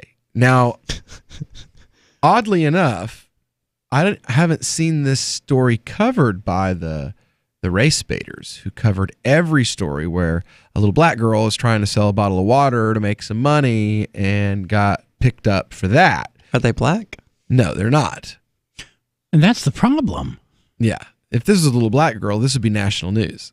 But it's not, so it's on Reason and nowhere else. Yeah. Says here, I was thinking about it today. I was working in a church nursery with infants at 9 years old, babysitting alone by 11, and a paper route at 12, living on my own, working almost full time, going to college at 17. All those things would probably violate our state's child labor laws today. It's a shame that our culture has resorted to this paranoia. It's robbing our children of the pride that learning skills and hard work bring. I'm keeping the ad up. I wrote back to Miss Behar asking her about her own reaction to this experience. She responded, I was shocked that a friendly ad for a child wanting to help a neighbor generated multiple calls to the police and resulted in an actual visit by an officer. Fortunately, in our case, he was sympathetic, although he did leave us with a warning that I should never post anything about my child wanting payment for her services. But my ad was no different than the flyers I made up 20 years ago with my friends offering to do yard work or babysitting. What if I'd mentioned compensation? Would Child Protective Services be investigating me then? When I told a few fellow mommy friends about our surprise visit, I felt judged. I was met with silence or questions like, would you actually leave your kid at a stranger's house? The knee-jerk distrust of all adults around all kids is a hallmark of our times. Where we could see verve, we see vulnerability. Where we could see neighbors helping neighbors, we imagine the worst. Where we could see kids growing up with confidence and competence, we see a rising tide of anxiety. Letting kids do some work for money isn't making them into slaves. It's making them into adults. And I'm sorry, but that shouldn't be a crime. No. And she's got it right. The whole trend toward anxiety is a good way to put it. There's the nanny state. It seems like there's a whole lot more of that these days than I remember there being 20, 30 years ago. Yeah. Maybe I wasn't paying attention 20, 30 years ago, but maybe I was. I don't know. But it just seems like all of this has come on gradually, and we're just now feeling the boiling water. It's worse than it was 10 years ago when I first became Muslim. Like, I've watched the world change in the last decade. I mean, we watched it change drastically in the decade before that, which was the decade immediately after 9/11. But the whole world has changed around us. It's not the 80s anymore. It's definitely not the 90s anymore. Oh, no, definitely. I mean, the 90s, you could make jokes. People could be funny. And that was how we dealt with racism. Now All of that stuff is problematic. Every bit of it. Def Comedy Jam, American Pie, Seinfeld. Deeply problematic, apparently. Yes. And these were the biggest movies, the biggest TV shows of our generation. And now they're all wrong. Well, the pie couldn't consent. The pie couldn't consent. The American Pie movies are misogynist. Oh, yeah. They're all about boys trying to use girls to get what they need. Yeah, that's what they're about. I never realized just how horrible these movies are. And Stifler, oh my God. And I'm like, what do you mean Stifler, oh my God? He was the most popular character in the show. Stifler they made 3 movies and they followed Stifler's family because Stifler was such a popular character. They literally built the entire franchise around one idiot telling gay jokes and fart jokes. Seriously. Now I have to watch these movies again, just to be politically incorrect. And now they're like, yeah, the American Pie series is evil. It's misogyny on a hot plate. And or at least to know what they're talking about. Oh my God. Really? Oh my God. I'm not familiar enough with them. I think I've only seen one of them on one occasion. I want to see hardcore SJW sit down, and watch a full season of All in the Family. I am going to start. Oh my God. No. I'm going to start a React series with SJWs where I have them watch movies like American Pie and film their reactions for the internet. Oh yeah. And we have a liberal college right here. Yeah, it'd be super easy. Oh yeah. We're so gonna get paid. Yeah. Yes. Got to do TV shows. It's got to be TV shows too. Yeah, movies are too long. Movies are too long. Yeah. Well, Seinfeld's a good one. All in the Family's better. TV shows might be too long, but yeah, All in the All in the Family. That they goes can sit way through back. 23 minutes of TV to get 2 minutes worth of reactions and compile they'll them. be so offended, yo. Just do the There Goes the Neighborhood episode, and that's all you got to do. Do the There Goes the Neighborhood episode. What I want to know is how South Park has managed to escape this. Is it just because they're so crass, so over the top with it, that people just don't even bother to get offended by it? I don't know. Is someone offended by South Park? I have no doubt. People are. Somebody burned down is. United Nations buildings over South Park episodes. But they're still going strong. I know they are. They just like 26 years now. Really? Am I that old? I don't know how long. No, it can't be 26 years, can it? Please tell me it's more like 22 years or 23 years, because God, I'm old if it's 26 years. Yeah, it's not. There's no way it's 26. Oh my God. 1997. So 22 years. Yay, I was right. All right, so when we get back here on the Call to Freedom here on LRN.FM, we're going to be moving on to our cannabis news segment. So stick around. We'll be right back with more right after this. So you've signed the Shire Society Declaration and are planning your move to New Hampshire to be around more liberty-oriented people. Next, sign up for the Shire Society Forum at forum.shiresociety.com. There are a bunch of people there who are already in the Shire, and they want to meet you. If you're already in the Shire physically, you should also come by the forums. Remember, not everyone uses Facebook. New people are signing up for the Shire Society Forum every month, so drop in and say hello at forum.shiresociety.com. Is spreading the message of liberty, cryptocurrency, and peace around the globe worth $2 per month to you? As you may already know, in addition to our internet feed, LRN.FM broadcasts on free-to-air satellite across North and Central America, as well as Sub-Saharan Africa. And we've been available on satellite for free 24/7 since 2010. The LRN.FM free-to-air satellite signal is reaching some of the most oppressive regimes in the world, and there's no doubt our ideas are making an impact. You can learn more about the channel's impact by watching the 3-minute video at fund.lrn.fm. If you'd like to help free minds globally with our ideas of liberty, cryptocurrency, and peace, you can donate as little as $2 per month via fund.lrn.fm. You can help us continue and expand our satellite broadcast to multiple continents. Visit fund.lrn.fm today, and thank you for your help. Don't forget to share the link on social media. That's fund.lrn.fm. Imagine someone in your community getting in their car, turning on the radio, and hearing the Liberty Radio Network. You can make that vision a reality with your own micro radio station. Visit broadcast.lrn.fm to learn how you can put our programs on the air in your area. You can have LRN.FM running around the clock, and you can even add in your own local shows. Building a radio station is simple, but programming isn't. That's where LRN.FM comes in. Learn more at broadcast.lrn.fm. That's broadcast.lrn.fm. The new 4th edition of Healing Our World, The Compassion of Libertarianism will take your understanding of liberty to a deeper level and has over 1,300 updated references, new cartoons, and a foreword by Dr. Ron Paul. With discounts for multiple book purchases, the 4th edition of Healing Our World is a great gift for the liberals, pragmatists, environmentalists, and Christians in your life who think libertarianism is cold-hearted. Get yours today at healing.freetalklive.com and use promo code FTL for a $5 discount. Did you know we've taken our LRN.FM telephone listen line to a new level with the LRN.FM audio on-demand line? Now you can call 712-770-8447 anytime and listen to LRN.FM's live feed. And you can listen to a bunch of our original shows on demand. Long-distance fees may apply. Just dial 712-770-8447 and choose from the menu. 712-770-8447. I've been told no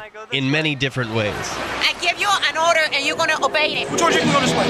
You can't do that and you have to leave here. You cannot bring signs into the rally. Walk with me. Well, I'm comfortable here, actually. Whoa, hey.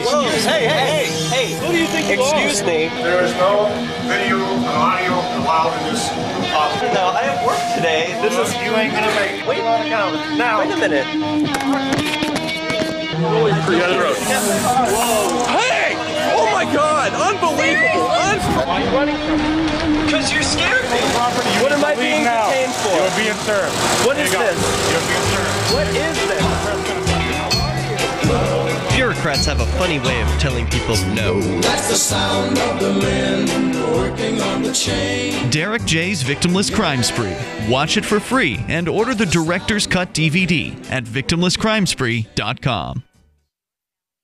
Love what we do? Please help support our international satellite channels at patreon.lrn.fm. That's patreon.lrn.fm. You are listening to The Call to Freedom live on LRN.fm.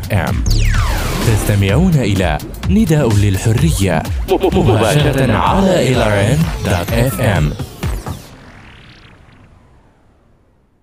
Focus our discussion first on marijuana, okay? Marijuana has a very distinct smell, okay? I'm going to pass around just a little tiny bit, and I want you all to take a smell so you know when someone is smoking marijuana near you.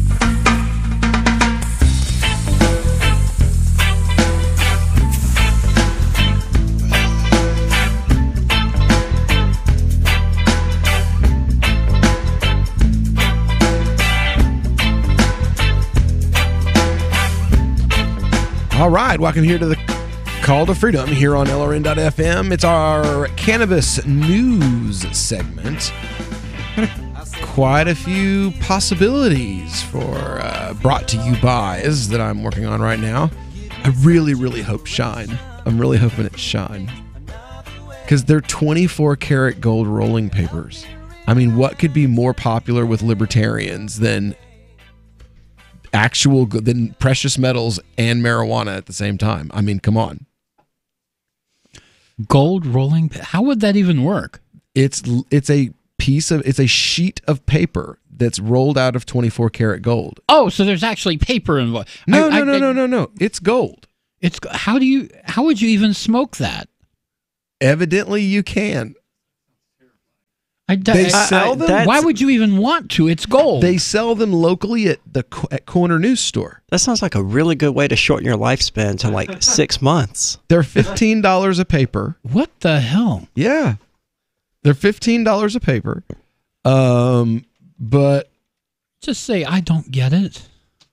You know, you get two Oh no, it's $15. You get two 24 karat gold rolling papers in a pack. Yeah. Who is the target market here? I mean, what's wrong with your standard like 1.5 or whatever? You know. I don't know. Who would do this? Here you go, Ian. Take a look at this. Look at that. Hang out at Corner News one day and see what kind of people buy them. Yeah. They even come with a certificate of authenticity that they're literally 24 karat gold. Okay, so they're novelties. They're not meant to actually be used. No, they're meant to be smoked. They smoke them. People use them. What? Yes, they're meant to be. Look, here's a picture of one smoking. You can't burn gold. It doesn't. No, it melts. It is burning. If it's thin enough, it burns. Then what? But why would you? I mean, of all the things you can inhale, gold. That's got to be deadly. Well, I mean, really, people use it. 24 karat gold ash, shine papers. Anyway, wow. So we were talking the other day about the possibility of the first cannabis cafes opening up in Massachusetts. That's what they're working on next: deliveries, home deliveries, and cannabis cafes. Well, let's introduce everyone to America's first cannabis speakeasy. A diverse group as we are, it's safe to say that almost all cannabis smokers have a common dream: to see cannabis integrated into the public spaces of our everyday lives. And while a few states like Oregon are currently leading the way when it comes to offering space for cannabis public consumption, it surprises no one that Nevada's already broken through the glass ceiling. Having legalized cannabis July the 1st, 2017, the state has already generated $55.53 million in tax collections since the recreational sales began. It's also the home of the biggest dispensary in the world, Planet 13, coming in at 112,000 square feet, and is now home of the world's first cannabis speakeasy. What is a speakeasy? Speakeasies were underground places that you could imbibe alcohol during Prohibition. Right. So technically, it's not a speakeasy because Prohibition is over. So that just makes it a pot bar. What's a full recreationally legal state? So I mean, it's a pot bar. If it was a speakeasy, then you would be worried about the door being kicked in by federal authorities. Oh wait, federal, yes. State, no. Named Dana's Place, it sits snugly inside the Las Vegas Relief Dispensary, 500 feet off the Strip. The store behind the name is sure to tug a heartstring or two, named for the late Dana Bernstein, the daughter of Las Vegas Relief co-founder Ed Bernstein, who succumbed to a lifelong struggle with Crohn's disease in 2017. Dana was an inspiration for us when we first opened Las Vegas Relief. She found comfort in medical cannabis as it eased her painful symptoms. When we decided to create this experience in our own dispensary, we wanted to offer a safe and comfortable place for consumers to learn about product offerings. And naming the space after Dana was a natural way for her legacy to live on. Having only just opened on December the 10th, the speakeasy is small but cozy. It straddles the area between reception and sales floor, looking like a friendly bar in every respect. A tap handle pours out Cannabineers, 2 Roots beers. What? 2 Roots beers, with several brews, IPAs, blondes, lagers, wheats, also available. Each quote-unquote beer contains less than 0.5% of alcohol. Less than 0.5% of alcohol, but has 5 milligrams of THC per can. Individual cans are priced at $8. Whatever. Next. Yeah. with a 6-pack going for $37 to $40 after tax. Okay, so basically you're spending $40 for the equivalent of a 5-pack of the weakest cannabis gummies that you can buy, which should be $15. No, I'm good. No, yeah, that doesn't sound... Yeah, I'm good. Somebody is buying them, though. Oh, yeah. It's the first. It's somebody who can't There is no shortage of stupid people in Vegas. Yeah, it's Vegas. Tourists? Oh, okay, I get it. It's the first of several cannabineers. They have to find a different name for that. Yeah. I mean, they just do. Cannabineers. How about cannabiers? That could work. Bineer. Bineers. Yeah, I get what they're calling it. Okay. I'm suggesting cannabiers. Okay. There's tasting bars that will crop up throughout the dispensaries across the country, all of which will showcase the Two Roots brewing line.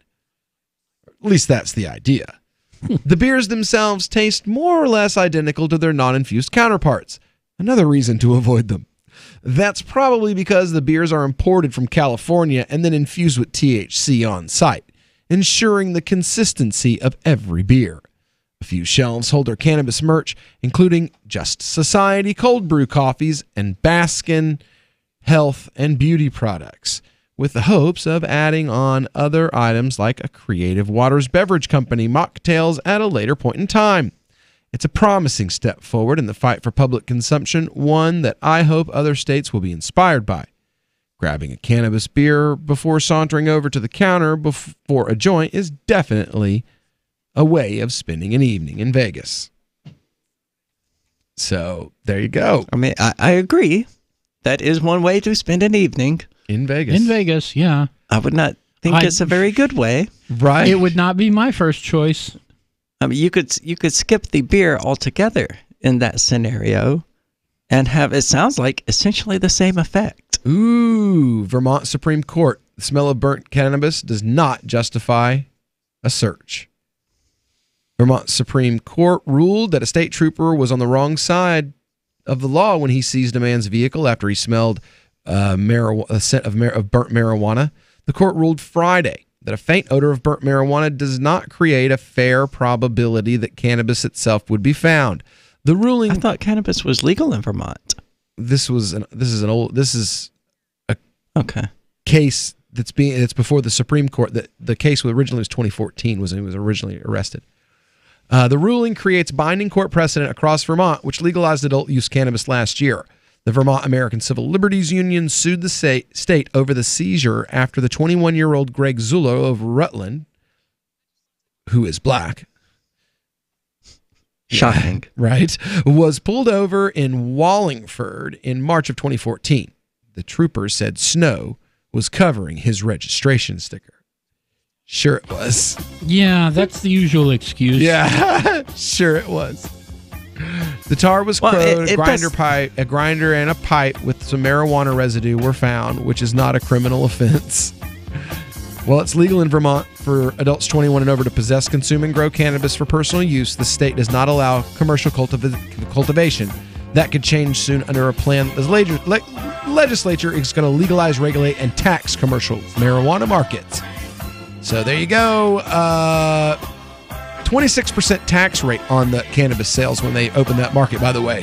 So anyway, we got more great talk radio coming up next. Don't go anywhere. Free Talk Live is coming up. On Free Talk Live, we're bringing people to the ideas of liberty every day. From wrestling superstars like Glenn Jacobs. You guys really are having an impact, I believe. Like I said, a lot of where I am now is due to listening to Free Talk Live. You changed my mind on some very important issues years ago. To random people tuning in on the radio. I was kind of stuck in the left-right paradigm. I heard your show by chance on a Saturday night. From there, I went on, joined the Free State Project, and become an amplifier. So, I mean, that's really the reason why I amp is because I know that if it wasn't for you guys being on as many stations as you are, I never would have found the ideas of liberty. Your amp will directly change more lives by getting Free Talk Live in front of people looking for talk radio online and on the air. When you amp Free Talk Live, you get perks like access to the AMP-only Facebook group and AMP podcast. Visit amp.freetalklive.com. Some of you asked, and now we've delivered. LRN.FM's live Keene, New Hampshire studio shows are now streamed in HD on Twitch. Visit our channel at twitch.lrn.fm and give it a follow. If you have Amazon Prime, you get one free subscription on Twitch. If you use it on our channel, Twitch will give LRN.FM a monthly piece of your Prime subscription cost. So please watch, follow, share, and subscribe to twitch.lrn.fm. That's twitch.lrn.fm. Cell 411 is a free app for Android and iOS that replaces government-controlled 911. Cell 411 allows you to preset a group of friends or private organizations to show up at any emergency. Cell 411 is a nightmare for the state because it proves their so-called services aren't needed. Cell 411 has had thousands of installs, and of course it's covered by the BIPCOT no government license. Cell 411 because your friends won't shoot you when you're in trouble. Without the government, who would build the emergency services? You and Cell 411. Get it today at getcell411.com.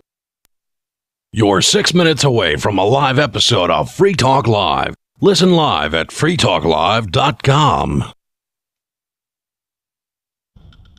From Keene in the Shire, the Liberty Media capital of the world, this is Daryl W. Perry, host of FPP Radio News for Friday, January 11th, 2019. Silver is trading at $15.69 per ounce. Gold is valued at $1,293 per ounce. Smart cash is trading at 1.28 cents, and the average price of Bitcoin is $3,651.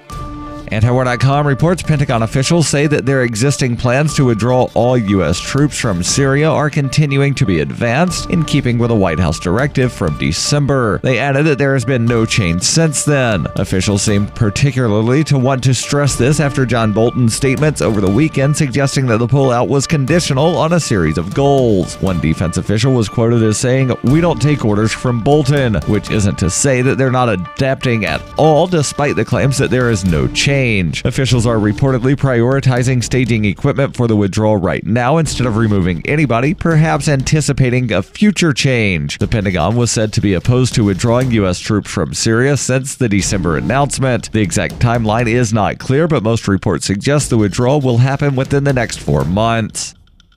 Smart Cash is a peer-to-peer digital currency that is fast, secure, and easy to use. Smart Cash is building a foundation that can support daily transactions for people everywhere. One feature that sets Smart Cash apart is the Smart Hive governance model and how the community can vote to fund the best projects with block rewards stored in the Smart Hive project treasury. Unlike other cryptocurrencies with voting systems, Smart Cash allows everyone to participate. One smart equals one vote. Learn more at smartcash.cc. UPI reports President Donald Trump's former personal lawyer, Michael Cohen, is scheduled to testify before the House Oversight Committee in connection to hush payments he made to an adult film star who said she had an affair with the president. Committee Chairman Representative Elijah Cummings said Cohen voluntarily agreed to appear before the panel on February 7th. It will be the committee's first hearing since Democrats took over as a majority in the House. Cummings said in a statement announcing the committee's upcoming schedule, last November, the American people voted overwhelmingly for Congress to do two things: address the core issues that affect their daily lives, and fulfill our constitutional responsibility to serve as an independent check and balance on the executive branch by restoring accountability and transparency. The statement added, "This additional set of hearings will serve both goals by launching our broad review of the skyrocketing prices of prescription drugs, hearing directly from President Trump's longtime personal attorney, and focusing on sweeping legislative reforms to strengthen our democracy and anti-corruption legislation, H.R.